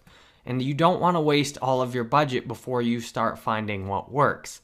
So this is how I'm scaling it up. I'm going to split these again based on location, and then I'm going to try a couple of display ad campaigns. Display ads are very powerful, and with the free offer, I can rule them out. Display ads often don't work. What I want to do is just confirm that they're not going to work. I want to make sure I'm right that they won't work, rather than miss the opportunity to get conversions out of display ads. More importantly, I can see what my cost per conversion is, so I can figure out, even on the free offer, what price I can afford to offer my product for. So going forward, I'm going to make these new ads with only free offers on this and all the rest of my getting started ad campaigns. And what I hope you can see by this point is the sheer amount of consistent daily effort that goes into getting this right. I imagine I will have made hundreds of campaigns before I have a few that are consistently producing positive sales. But what I don't need to do is make hundreds of campaigns before I have some conversions, because I'm going to use a free offer. But in the meantime, I need to make more campaigns to start with, especially this Udemy instructor one with all these promising stats on it. I definitely want to try and copy it and make more exactly how it is and see what I can do if there's potential to scale that up on the free offer. So now what I've done, I've copied it, I'm pasting it, and I'm going to make this just different on location. The same as I did with the Wireshark ones. The difference is Google will also put the old one in the background. So as you'll see, I'll edit the name on this first, Udemy Instructor Global. And then I go in here, and you'll notice if I turn on all but removed, Google actually copied those paused ad groups too. So it'll be to my advantage to just start my new offers with the one ad group so that I don't have so many different ad sets in there. So now all I have to do is change this location targeting to make a nice new campaign. So I will remove these, and what I'll do is exclude them at the same time so I don't miss any. So I'll remove Australia and exclude it. Remove Canada and exclude it. The reason I'm doing this, I want to see how the ads perform to get conversions outside of the countries I know are already making sales. Similar to the display ads, I know that there's massive potential in some of these countries, but what I don't want to do is just assume that it will or won't work. So I'm going to actually test it out and see, can I get sales in these other countries? And if it doesn't work, I'm okay with that. the biggest opportunities I've found in Facebook ads and in online ads generally are the opportunities that people don't even think to try for. So that's what I'm going to do. So this is a nice little global campaign, and I'm going to put the mobile bid adjustment. I want it to just maybe be like 20% lower. But this is a search campaign, so it's not too big of a deal. But there, now I've got a brand new Udemy instructor global campaign down here with no existing data. And the nice thing is this is only on the free offer. So that's really cool. So now all I have to do, I can go make a nice display campaign for Udemy also. So I will do that, display network only. I'll make another new campaign right here for this one. And I'll use my free landing page, and then I'll just copy the ads from the other ones. Now you see Google didn't load very fast here, and I almost refreshed it, but I didn't. So then what you want to do is just have patience with Google, click and then go to drive action on the display campaign. And I can load settings from another campaign on here. So let's try that. I will try loading it from the Wireshark US sales. The problem is then it will wipe out my other one. So I'll just try and do that and see, look how much faster that was. I just loaded settings from the Wireshark US sales one that put all these countries in here without me having to do that. It automatically puts my bid in here and everything. A lot easier than trying to do it manually. So now I go to save and continue. And I'm able to do that because I have not made any other. This is just the campaign settings level. And so what I do need to do is put a new campaign on here. So Udemy Instructor US Plus. And now I go back down to save and continue. And now I don't need to do anything else yet on the other ad group, but I will just because it's faster this way. So what I'll do is put my landing page URL for my free in here. So I'll put ad group 1 and I'll just call it free. And then I'll go display keywords, and all I need to do is put in Udemy because that's all I want to try to get started. So I'm going to just do Udemy and let AdWords automatically find new customers, and then save and continue. So I've got my first ad group up now. If you remember from last time, I don't need to actually make the ads again. All I have to do is skip ad creation and then go up here and copy it from my other campaign. So I go back to all online campaigns and grab the US Instructor Plus from this one. And again, I'm not doing any optimization yet. I'm not putting any effort into making the ads better. I just want to see which can actually get conversions right now. So I'll copy these existing ads. And you note it helps to use only your active ads so you don't accidentally do something like copy the last version of the ads you made. So you can always click the ad to confirm it. So now what I do, I go back to my campaigns. I go back over to the Udemy Instructor US Plus on the display network. I go into ad group, and now I can go in and paste these ads that I already made before that are set up correctly. So now I hit paste, and now I've got all my ads in there already. So it's really easy to do. So the beauty of this is now all I have to do is go through and copy this display network campaign, copy, paste. I copy this, and all I have to do is edit the countries. So you can get the value out of doing these things quickly, but you can only get the value out of it if you've got conversion tracking. Because trying to do all this split testing and not getting any conversions doesn't help. As you can see above, I've got a bunch of clicks, and it doesn't help if I'm not getting conversions. So now with this free offer, I should have the chance to at least track 1 or 2 conversions and see what happens. So another way, if you'll notice, I could have loaded this from an existing campaign instead of copying it. But it's so much easier to just copy it and then put these countries in right here. because then I don't have to go through and make all the ads manually. It's just a lot easier that way. And I guess I don't want to exclude Ireland here because I didn't do it in that. So I've tested a little bit difference between the two of having Ireland in and not having Ireland in. Again, these are just the first few campaigns, so it's okay. You want to get something done more than have it done perfectly. You just want to get something done, have it done, and then start getting conversions and optimize from there. So that's what I did. Now I've got that Udemy one copied out. There. Now I have 8 campaigns instead of 4.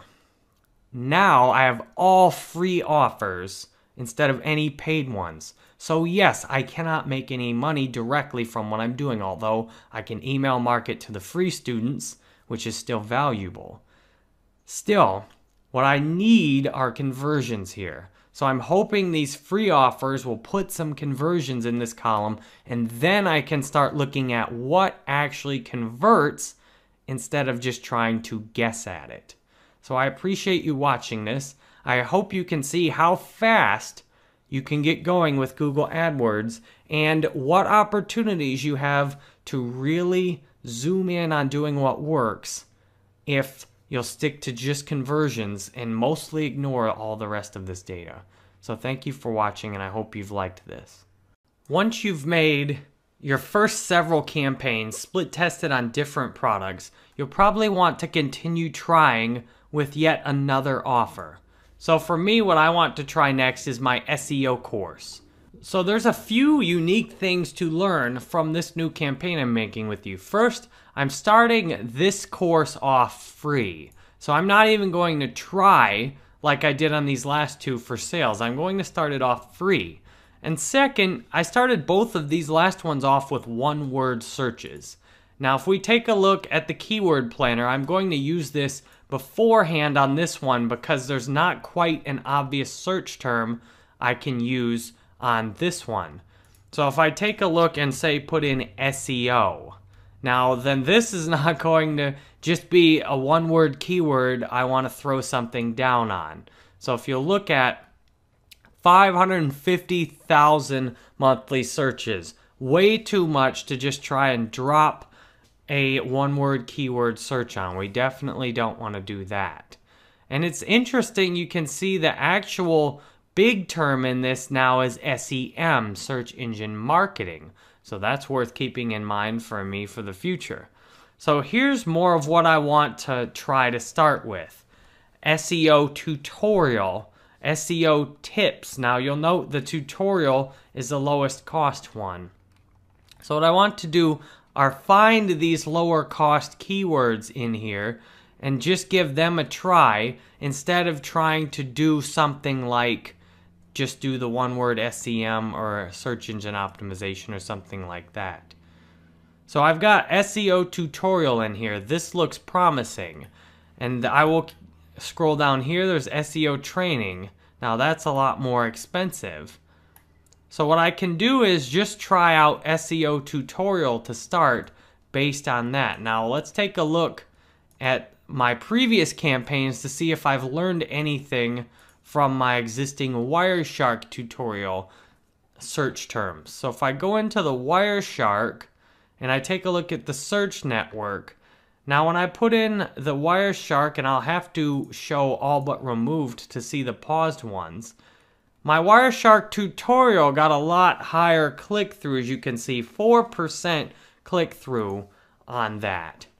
And I have Wireshark tutorial, actually Wireshark training got the really good click-through, Wireshark guide, Wireshark tutorials. So what I can try and do is figure out exactly the same thing I can do with the SEO one. So I'll go back up to this and I'll go to the ad groups and turn all enabled on. And now I can go back into the keyword planner.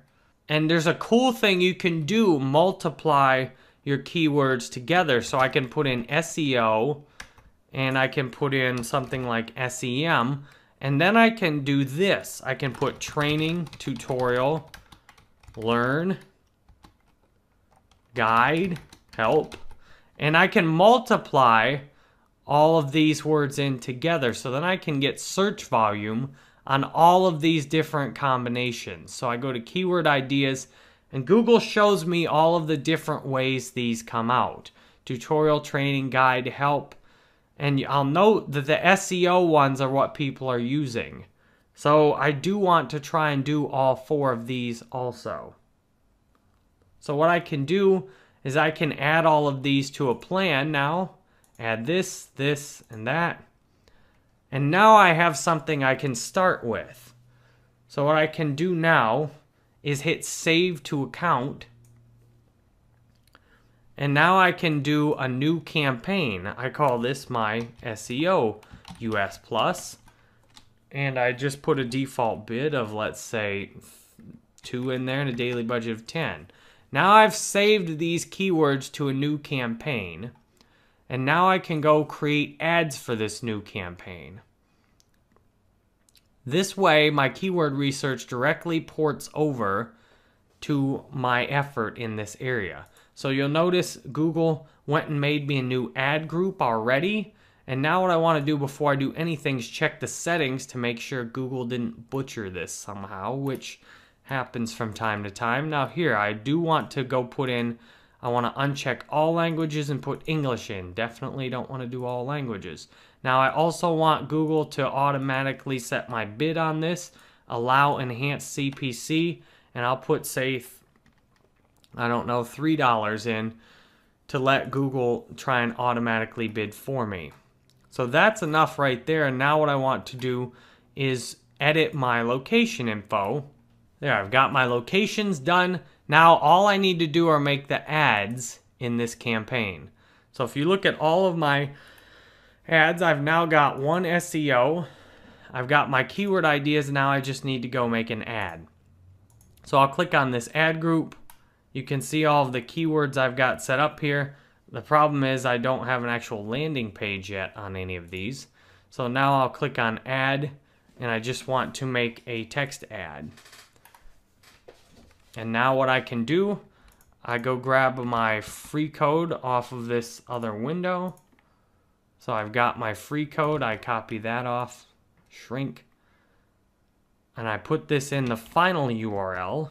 And then what I do is go take the beginning of it and see if it'll fit in the display URL. It will not fit in the display URL. It's 1 character short.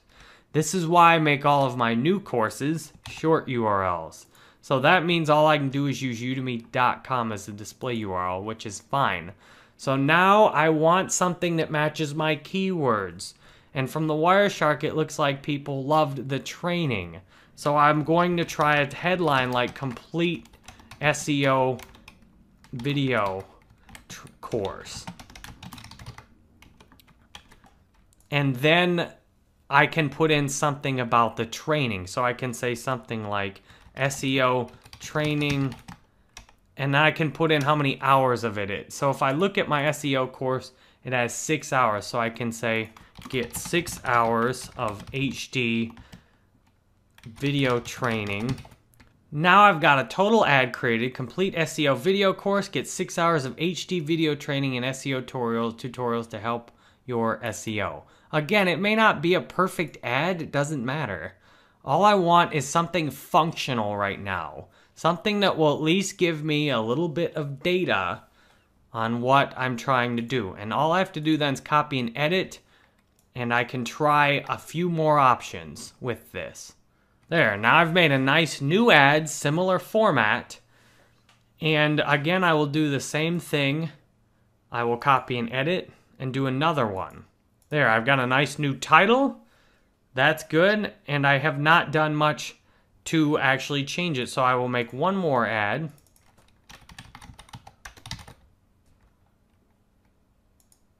There, now I've got 4 different ads. That's enough. So the key thing in Google AdWords is to just do enough. I want to go through and make sure my ads actually get ranked. I want to go through and make sure there's no problems with my keywords. I just created a new landing page. It has both Google and YouTube in the landing URL.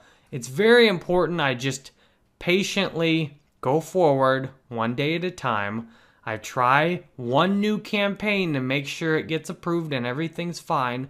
Then as you can see, I scale up. And the more contact with Google AdWords I have, the more I learn. So if you're walking along with me now, you have the ability to gain all of the same amount of learning and knowledge and power with Google AdWords. And whether you're doing your campaigns on $1 a day, $5 a day, 10, 20, or 100 a day each, all of these same principles apply. So thank you for watching this, and I hope this has been another good step forward for you in your Google AdWords learning.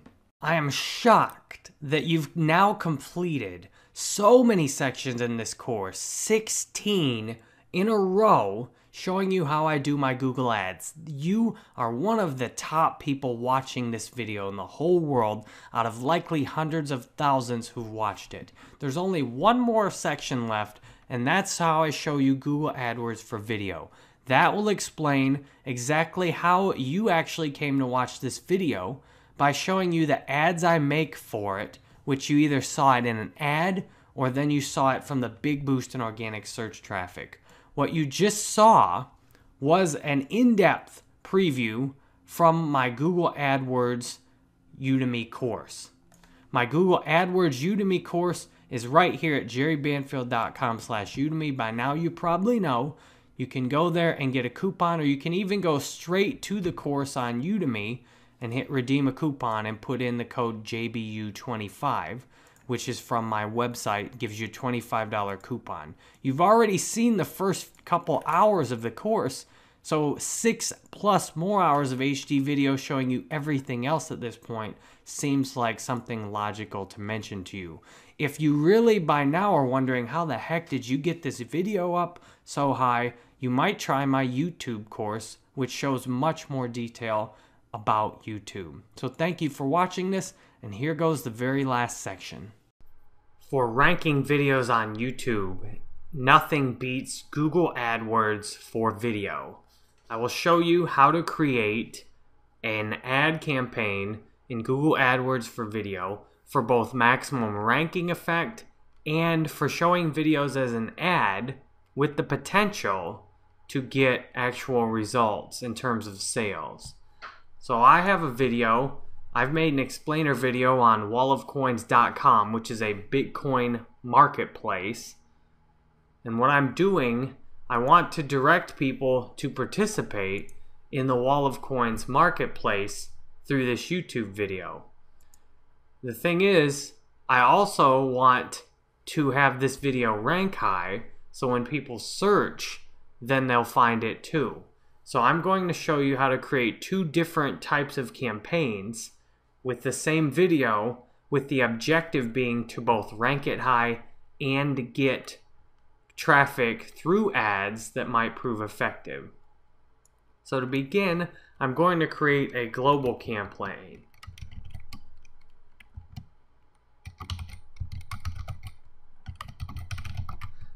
So the budget I have, I'm making these ads for the owner of Wall of Coins, Robert, and he's given me a $10 a day budget to use. So I'm going to use the 80-20 rule on this. In terms of 20% of the budget is going to account for 80% of the views. So I'm going to do $2 a day, and I'm going to do global ads with the idea of ranking this video higher. So I am watching, I'm doing the exact steps on here. So I've got the video, here's the video, and now I want the URL right here. That's the URL, and then I put in the landing page. So that's the URL, and I'm going to take out display ads because I like the in-stream ads. I want actual minutes watched on the video. And I'm going to decrease the mobile bid because mobile views most of the time don't last as long. I'm not exactly sure why, but I would guess people are less willing to watch an ad for longer on their phone as compared to watching it on their desktop. And I want the most minutes watched on this video to get it to rank higher. So when I'm capitalizing on desktop computers, people are more likely to see an ad start running and go AFK. They're liable to just leave it running and come back and do something else. That doesn't happen that often, but the amount of times that happens significantly inflates the average watch time. So that's what we're looking for. So I'm going down here and I want to put frequency capping too. I don't want this ad to show more than once a day. So that's helps me to get more quality views, because my thought is if someone sees the ad once and they don't like it, I don't want them to keep watching it. Now for global views, I've chosen accelerated so the ads will show as quickly as possible. Sometimes with standard, they won't show the full budget during the day, and sometimes with accelerated, it goes a little bit over. I'd rather have it go a little over than not show enough. And I'm including the Google Display Network on this because the video is about 15 minutes. So the Google Display Network views are cheaper, but the views often don't last as long. And for ranking, you want the views to last long. But if I can get the views at half price and the video is only 15 minutes, then I'm willing to do Google Display Network. If the video is longer, I'd rather not do Display Network because the views will be shorter. And if the video is an hour or two long, a big benefit I'm getting with ads are showing the ads to people who will watch the video for a long time.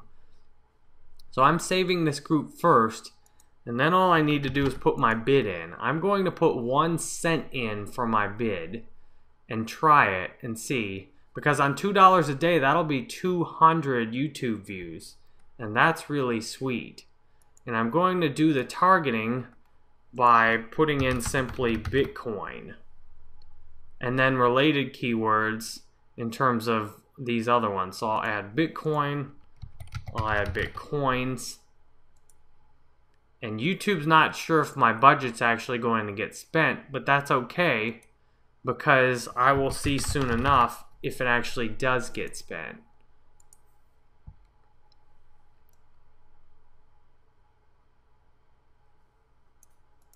Google thinks I'm going to spend the budget.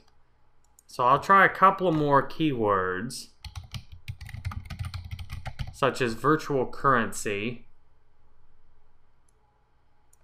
and virtual currencies, to help expand out my audience. Because I don't want it to be too broad, but I do want it to be broad enough to get a good review. And I'll try currency online and online currency too. That should be broad enough to get enough views. So I'll hit done on here, and what I'll do is I'll check to see that these actually are showing. So I'll save targeting group. And what I can actually do now is make another targeting group to help make sure these ads all show. So I'm going to make another targeting group, and I'm going to put this one on a finance. I'll put this on finance because I'm going to bet there's tons of potential views available in the finance category. So I've got both of those targeting groups up. And so now I go back to campaigns. What I want to do is just literally copy this campaign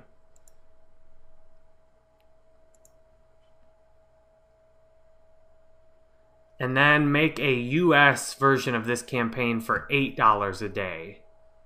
So I go in here to edit it, change it to USA. Now I actually need to make the real change. I change the budget to $8 a day. I'll take accelerated off because accelerated also burns the views all up in the morning lots of times. So in the US, I'd rather show it all day. And then on the, so I need to change the settings and countries. So now I just put United States, save. And I also need to modify the target bids because 1 cent's not going to work in the US. So I'll put 11 cents on the first targeting group, or actually I'll put maybe 13 on the Bitcoin targeted group. And then I know I can get views on the finance one for probably around 10. I'll even put this one up to, let's do 15, because someone on a Bitcoin keyword is an ideal view. And to me, that'd be worth 50% more. But I want to give Google the option to actually show the ads too. So I can see the keywords on this targeting group, and those are all at 15 cents each, and the other one's just on finance. So I don't know which will work ahead of time, but I've set my bids up. I find it frustrating to have an ad group not run at all. So I've set my bids up in a way so that I'm getting around 200 views per day from the global campaign, and from this campaign, even though it's $8 a day, I'm only likely to get about 60 to 80 views per day on this campaign. So you can see the power of mixing these two up. The global itself does nothing more than likely for the actual business coming in the wall of coins, because this is only a US marketplace at the moment.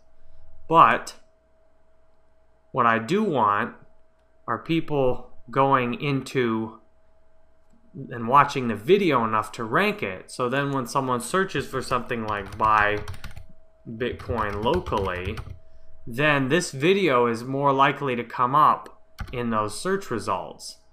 You can see right now it's not in the search results, but you can imagine the value of someone searching for buy locally and then running into this video or seeing it as a suggested video. So at 200 views a day globally, that will help me rank higher, because you can see I can get up into these top search results with only a small amount of views, and that's what I want to do, is to get up in those search results. So I hope this video has been helpful explaining and showing you exactly how I go about creating ads in Google AdWords for video that are ideal for getting both a video ranked and getting a video a chance to create an opportunity by showing it as an ad. Thank you very much. I am honored you've watched so much of this video, or even skipped to the end to see how it ends. I appreciate every single minute you've spent watching my videos. When you look at my YouTube channel, it's people like you who have made my channel successful with millions of views and tens of thousands of subscribers now. I'm honored you've spent all this time from me. And in that said, we should talk. Because if you've spent this much time watching one of my videos, I've got hundreds more hours of video on my channel. You're probably going to benefit a lot from hitting the subscribe button on my channel. And you can find my YouTube channel if you just search for Jerry Banfield. In YouTube, you can find it very easily. Or if you're already on the video, there's a little subscribe button in the lower right corner. Or if you're on the video itself, you can scroll down and hit subscribe right there. You've spent this much time with me, and that means you're likely to enjoy more. I'm just guessing.